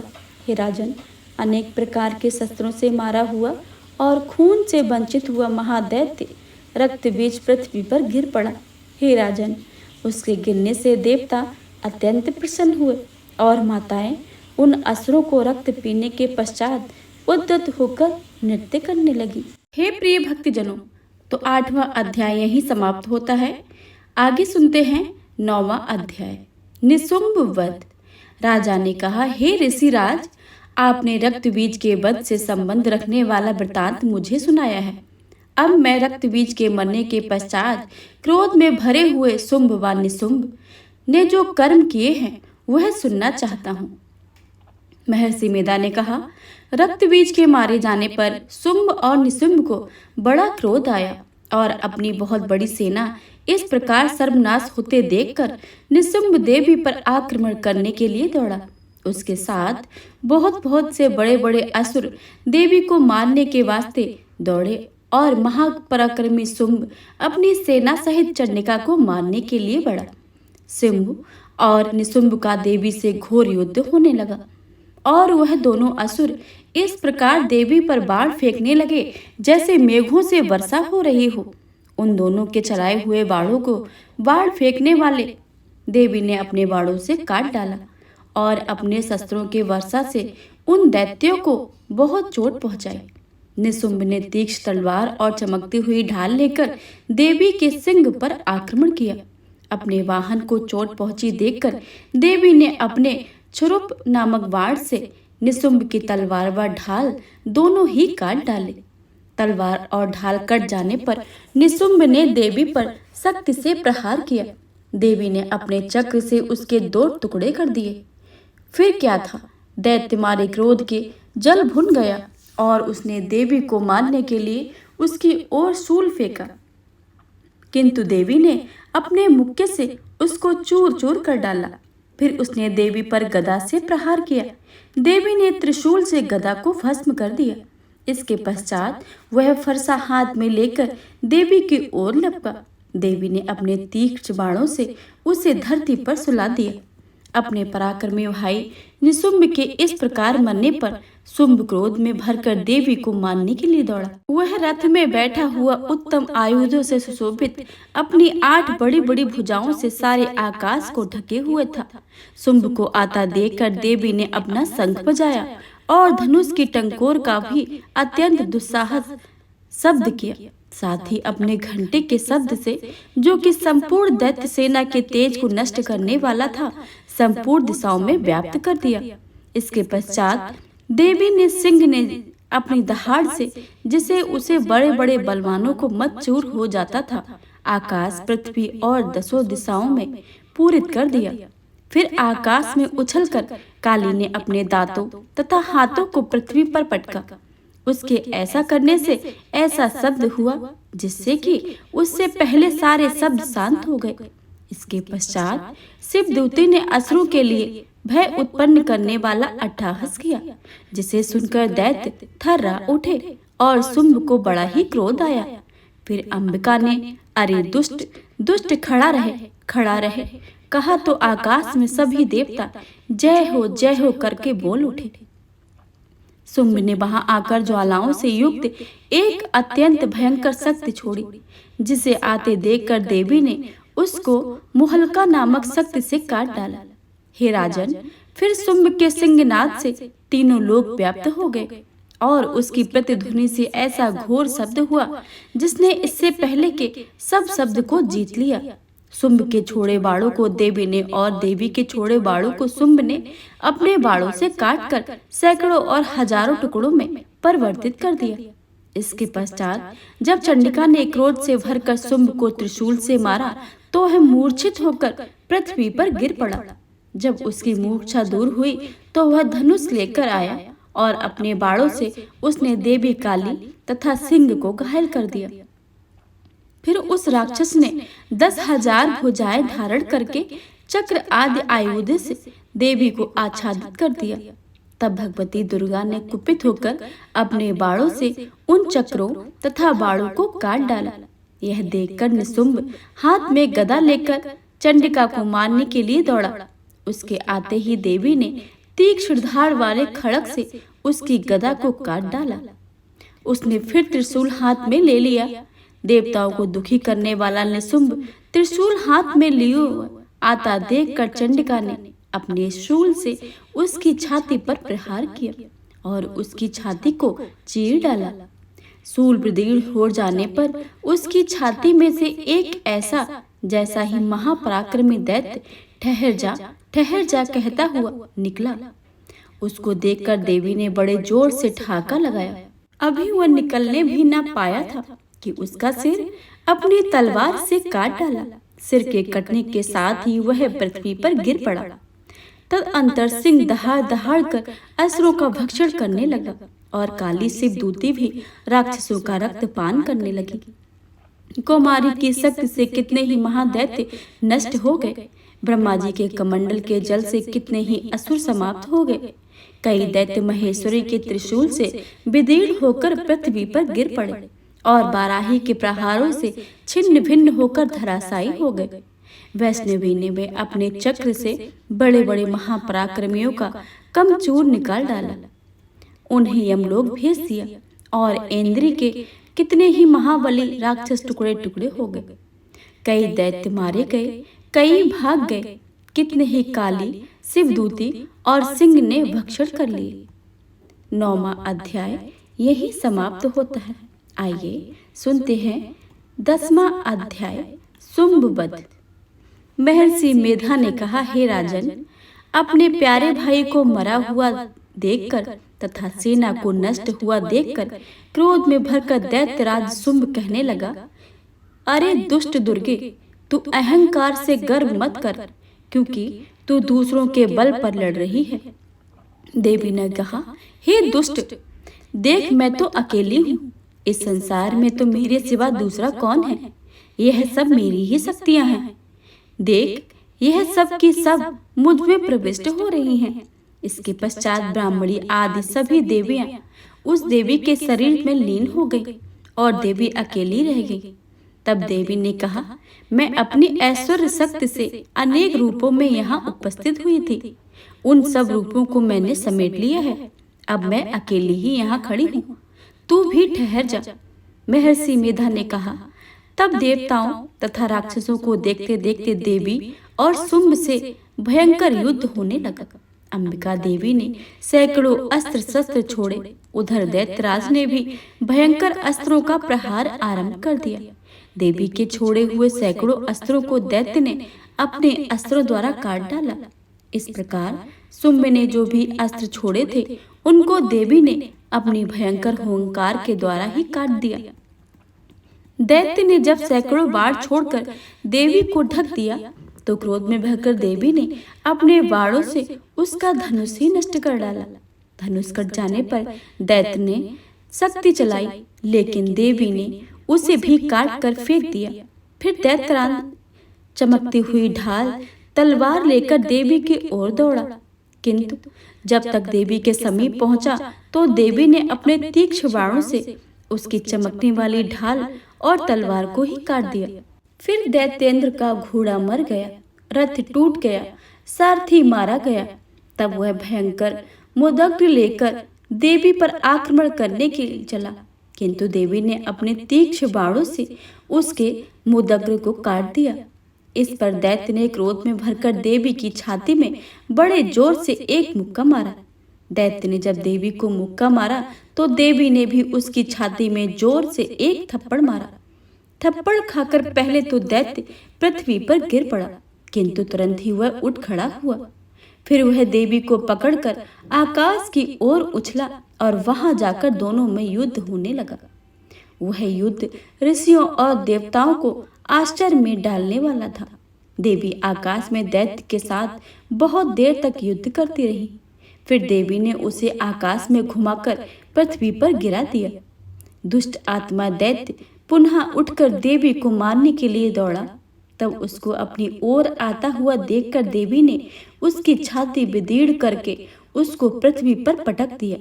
देवी के त्रिशूल से घायल होने पर उसे दैत्य के प्राण पखेरु उड़ गए और उसके मरने पर समुद्र, द्वीप, पर्वत और पृथ्वी पर सब कांपने लगे। तदअंतर उस दुष्ट आत्मा के मरने से संपूर्ण जगत प्रसन्न व स्वस्थ हो गया और आकाश निर्मल हो गया। पहले तो उत्पात सूचक मेघ और अलकापात होते थे, अब वह सब शांत हो गए। उसके मारे जाने पर नदियां अपने ठीक मार्ग से बहने लगी। संपूर्ण देवताओं का हृदय हर्ष से भर गया और गंधर्वियां सुंदरी स्तर गान गाने लगी। गंधर्व बाजे बजाने लगे और अप्सराएं नाचने लगी। पवित्र वायु बहने लगी। सूर्य की कांति स्वच्छ हो गई। यज्ञशालाओं की बुझी हुई अग्नि अपने आप प्रज्वलित हो उठी और चारों ओर दिशाओं में शांति ही शांति फैल गई। हे प्रिय भक्तजनों, 10वां अध्याय यहीं समाप्त होता है। आइए सुनते हैं 11वां अध्याय। देवताओं द्वारा देवी की स्तुति तथा देवी द्वारा देवताओं को वरदान देना। एक बार प्रेम से बोलिए शेरावाली माता की जय। महर्षि मेधा कहते हैं, दैत्य के मारे जाने पर इंद्र आदि देवता अग्नि को आगे करके कात्यायनी देवी की स्तुति करने लगे। उस समय अभिष्ट की प्राप्ति के कारण उनके मुख खिले हुए थे। देवताओं ने कहा, हे शरणागतों को दुख दूर करने वाली देवी, तुम प्रसन्न हो। हे संपूर्ण जगत की माता, तुम प्रसन्न हो। विंध्येश्वरी, तुम विश्व की रक्षा करो, क्योंकि तुम इस चर और अचर की ईश्वरी हो। हे देवी, संपूर्ण जगत की आधार रूप को, क्योंकि तुम पृथ्वी रूप में ही स्थित हो और अत्यंत पराक्रम वाली देवी हो। तुम विष्णु की शक्ति हो और विश्व की बीज परम माया हो और तुमने ही इस संपूर्ण जगत को मोहित कर रखा है।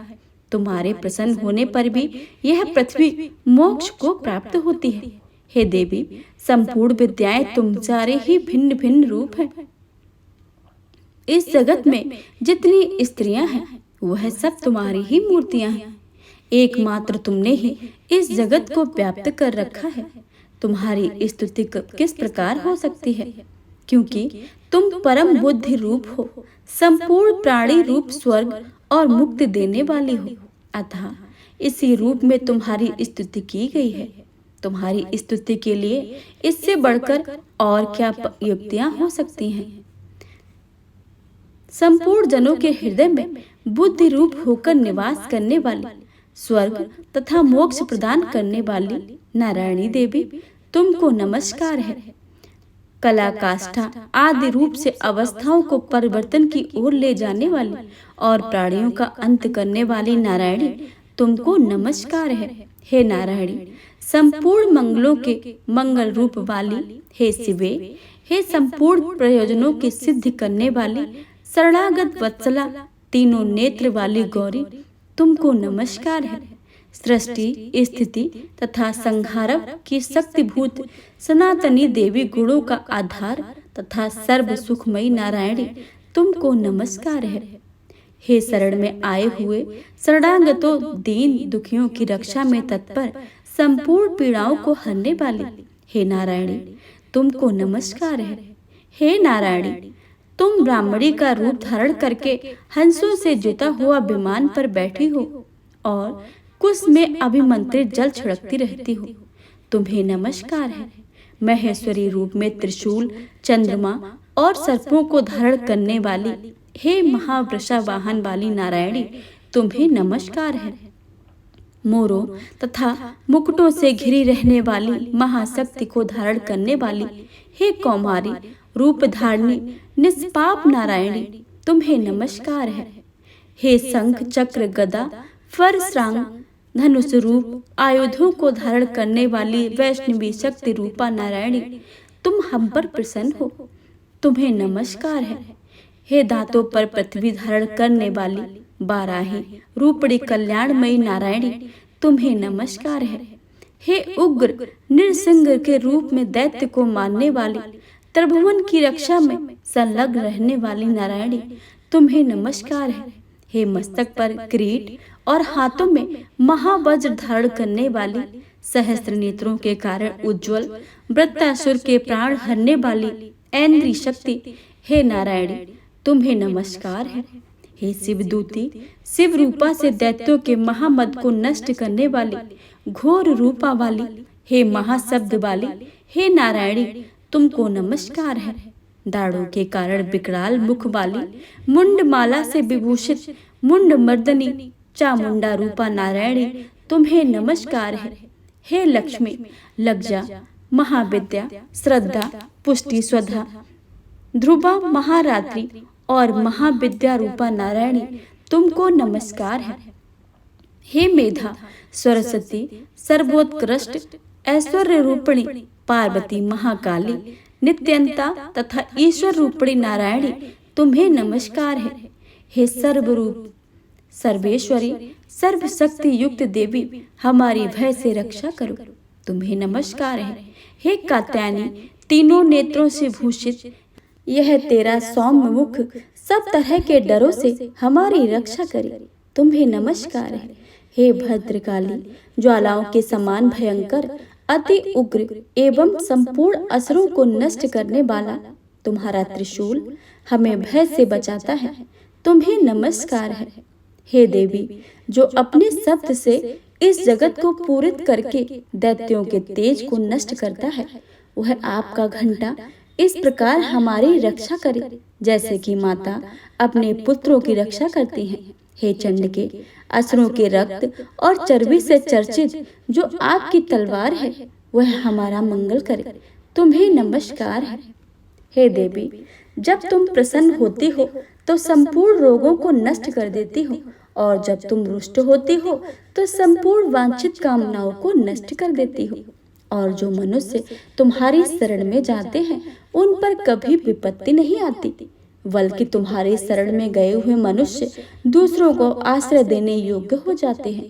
अनेक रूपों से तुम्हारे बहुत प्रकार की मूर्तियों को धारण करके इन धर्मद्रोही असुरों को तुमने संहार किया है, वह तुम्हारे सिवा कौन कर सकता है। चतुर्दश विद्याएं, षष्ठ शास्त्र और चारों वेद तुम्हारे ही प्रकाश से प्रकाशित हैं, उनमें तुम्हारा ही वर्णन है। और जहाँ राक्षस, विषैले सर्प, शत्रुगण हैं, वहाँ और समुद्र के बीच में जो तुम साथ रहकर इस प्रकार विश्व की रक्षा करती हो। हे विश्वेश्वरी, तुम विश्व का पालन करने वाली विश्व रूपा हो, इसलिए संपूर्ण जगत को धारण करती हो। इसलिए ब्रह्मा, विष्णु, महेश की भी वंदनीय हो। जो भक्ति पूर्वक तुमको नमस्कार करते हैं, वह विश्व को आश्रय देने वाले बन जाते हैं। हे देवी, तुम प्रसन्न हो और असुरों को मारकर जिस प्रकार हमारी रक्षा की है, ऐसे ही हमारे शत्रुओं में सदा हमारी रक्षा करते रहना। संपूर्ण जगत के पाप नष्ट कर दो और पापों तथा उनके फल स्वरूप होने वाले महामारी आदि बड़े बड़े उपद्रवों को शीघ्र ही दूर कर दो। विश्व की पीड़ा को हरने वाली देवी, शरण में पड़े हुए प्रसन्न हो। त्रिलोक निवासियों की पूजनीय परमेश्वरी, हम लोगों को वरदान दो। देवी ने कहा, हे देवताओं, मैं तुमको वर देने को तैयार हूँ। आपकी जैसी इच्छा हो वैसा ही वर मांग लो, मैं तुमको दूंगी। देवताओं ने कहा, हे सर्वेश्वरी, त्रिलोक निवासियों की समस्त पीड़ाओं को तुम इसी प्रकार हरती रहो और हमारे शत्रुओं को इसी प्रकार नष्ट करती रहो। देवी ने कहा, मनवंतर के 28 युगों में 2 और महाअसुर शुंभ और निशुंभ उत्पन्न होंगे। उस समय में नंद गोप के घर में, यशोदा के घर में उत्पन्न होकर विंध्याचल पर्वत पर शुंभ और निशुंभ का संहार करूंगी। फिर अत्यंत भयंकर रूप से पृथ्वी पर अवतीर्ण होकर मैं वैप्रचित्र नामक दानवों का असुर नाश करूंगी। उन भयंकर महाअसुरों को भक्षण करते समय मेरे दांत अनार पुष्प के समान लाल होंगे। इसके पश्चात स्वर्ग में देवता और पृथ्वी पर मनुष्य मेरी स्तुति करेंगे, मुझे रक्तदांतिका नाम से पुकारेंगे। फिर जब मैं 100 वर्षों तक वर्षा न होगी तो मैं ऋषियों की स्तुति करने पर अयोनिज नामक से प्रकट होकर और अपने 100 नेत्रों से ऋषियों की ओर देखूंगी। अतः मनुष्य शताक्षी नाम से मेरा कीर्तन करेंगे। उसी समय मैं अपने शरीर से उत्पन्न हुए प्राणों की रक्षा करने वाले शाकों द्वारा प्राणियों का पालन करूंगी और इस तरह से मैं शाकुंभरी के नाम से विख्यात होंगी। और इसी अवतार में मैं दुर्ग नामक महाअसुर का वध करूंगी और इससे मैं दुर्गा देवी के नाम से प्रसिद्ध होंगी। इसके पश्चात जब मैं भयानक रूप धारण करके हिमालय निवासी ऋषियों महर्षियों की रक्षा करूंगी, तब मैं भीमा देवी के नाम से मेरी ख्याति होगी। और जब फिर अरुण नामक असुर तीनों लोकों को पीड़ित करेगा, तब मैं असंख्य भ्रमरों का रूप धारण करके महादैत्य का वध करूंगी। तब स्वर्ग में देवता और मृत्यलोक में मनुष्य मेरी स्तुति करते हुए मुझे भ्रामरी नाम से पुकारेंगे। इस प्रकार जब जब पृथ्वी राक्षसों से पीड़ित होगी, तब तब मैं अवतरित होकर शत्रुओं का नाश करती रहूंगी। हे प्रिय भक्तजनों, 11वां अध्याय यही समाप्त होता है। एक बार प्रेम से जयकारा लगाकर 12वां अध्याय रसपान करेंगे। प्रेम से बोलिए शेरावाली माता की जय। देवी चरित्रों के पाठ का महात्म्य। देवी बोली, हे देवताओं, जो पुरुष इन स्तोत्रों द्वारा एकाग्र चित्र होकर मेरी स्तुति करेगा, उसके संपूर्ण कष्टों को निसंदेह मैं हर लूंगी। मधुकैटभ के नाम असुर महिषासुर के वध और शुंभ और निशुंभ के वध की जो मनुष्य कथा कहेगा, मेरे महात्म्य को अष्टमी, चतुर्दशी व नवमी के दिन एकाग्र चित्र से भक्ति पूर्वक सुनेगा, उनको कभी कोई पाप नहीं रहेगा। पाप से उत्पन्न हुई विपत्ति भी उनको ना सताएंगी। उनके घर दरिद्रता ना होगी और ना उनके प्रियजनों का विछोह होगा। उनको किसी प्रकार का भय ना होगा। इसलिए प्रत्येक मनुष्य को भक्ति पूर्वक मेरे इस कल्याणकारक महत्म्य को सदा पढ़ना और सुनना चाहिए। मेरा यह महत्म्य महामारी से उत्पन्न हुए संपूर्ण उपद्रवों को एवं 3 प्रकार के उत्पातों को शांत कर देता है। जिस घर में व मंदिर में या जिस स्थान पर मेरा यह स्तोत्र विधि पूर्वक पढ़ा जाता है, उस स्थान का मैं कभी भी त्याग नहीं करती हूँ और वहाँ सदा ही मेरा निवास रहता है। बलिदान, पूजा, होम तथा महोत्सवों में मेरा यह चरित्र उच्चारण करना तथा सुनना चाहिए। ऐसा हवन या पूजन मनुष्य जानकर बिना जाने करे, मैं उसे तुरंत ग्रहण कर लेती हूँ। और शरद काल में प्रत्येक वर्ष जो महापूजा की जाती है, उनमें मनुष्य भक्ति पूर्वक मेरा यह महात्म्य सुनकर सब विपत्तियों से छूट जाता है और धन धान्य तथा पुत्र आदि से संपन्न हो जाता है। और मेरे इस महात्म्य व कथाओं इत्यादि को सुनकर मनुष्य निर्भय हो जाता है और महात्म्य के श्रवण करने वालों के शत्रु नष्ट हो जाते हैं तथा कल्याण की प्राप्ति होती है और उनका कुल आनंदित हो जाता है। सब कष्ट शांत हो जाते हैं तथा भयंकर स्वप्न दिखाई देना तथा घरेलू दुख इत्यादि सब मिट जाते हैं। बाल ग्रहों में ग्रसित बालिकाओं के लिए यह मेरा महात्म्य परम शांति देने वाला है। मनुष्यों में फूट पड़ने पर भी यह भली भांति मृत्यता कराने वाला है। मेरा यह महात्म्य मनुष्यों को मेरी जैसे सामर्थ्य की प्राप्ति करवाने वाला है। पशु, पुष्प, अर्धगंध, धूप, दीपक इत्यादि सामग्री द्वारा पूजन करने से, ब्राह्मण को भोजन करा के, हवन करके, प्रतिदिन अभिषेक करके, नाना प्रकार के भोगों को अर्पण करके और प्रत्येक वर्ष दान इत्यादि करके जो मेरी आराधना की जाती है, उसमें मैं जैसी प्रसन्न हो जाती हूँ, वैसी प्रसन्न इस चरित्र के सुनने से ही हो जाती हूँ। यह महात्म्य श्रवण करने पर पापों को हर लेता है तथा आरोग्य प्रदान करता है। मेरा प्रादुर्भाव का कीर्तन दुष्ट प्राणियों से रक्षा करने वाला है। युद्ध में दुष्ट दैत्यों को संहार करने वाला है। इसके सुनने से मनुष्य को शत्रुओं का भय नहीं रहता है। हे देवताओं, तुमने जो मेरी स्तुति की है अथवा ब्रह्मा जी ने जो मेरी स्तुति की है, वह मनुष्यों को कल्याण में बुद्धि प्रदान करने वाली है। वन में सूने मार्ग में अथवा दावानल में घिर जाने पर, वन में चारों ओर से घिरा हुआ, शत्रुओं द्वारा पकड़ा हुआ, जंगल में सिंहों से, व्याघ्रों से, जंगली हाथियों द्वारा पीछा किया जाने पर, राजा के क्रुद्ध हो जाने पर, मर जाने के भय से, समुद्र के नाव में डगमगाने पर, भयंकर युद्ध में फंसा होने पर, किसी भी प्रकार की पीड़ा से पीड़ित, घोर बाधाओं से दुखी हुआ मनुष्य मेरा इस चरित्र को स्मरण करने से संकट से मुक्त हो जाता है। मेरे प्रभाव से सिंह, चोर या शत्रु इत्यादि दूर भाग जाते हैं और पास नहीं आते हैं। महर्षि ने कहा, प्रचंड महापराक्रम वाली भगवती चंडिका यूं कहने के पश्चात सब देवताओं के देखते देखते ही अंतर ध्यान हो गई और संपूर्ण देवता अपने शत्रुओं के मारे जाने पर पहले की तरह यज्ञ भाग का उपभोग करने लगे और उनको अपने अधिकार फिर से प्राप्त हो गए तथा युद्ध में देवताओं के शत्रु शुंभ व निशुंभ के देवी के द्वारा मारे जाने पर बाकी बचे हुए राक्षस पाताल को चले गए। हे राजन, इस प्रकार भगवती अंबिका नित्य होती हैं, बारंबार प्रकट होकर इस जगत का पालन करती हैं, इसको मोहित करती हैं, जन्म देती हैं और प्रार्थना करने पर समृद्धि प्रदान करती हैं।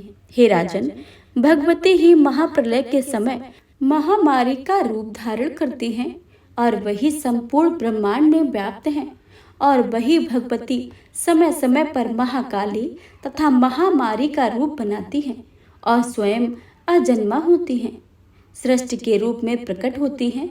वह सनातनी देवी प्राणियों का पालन करती हैं और वही मनुष्य के अभ्युदय के समय घर में लक्ष्मी का रूप बनकर स्थिति हो जाती हैं तथा अभाव के समय दरिद्रता बनकर विनाश का कारण बन जाती हैं।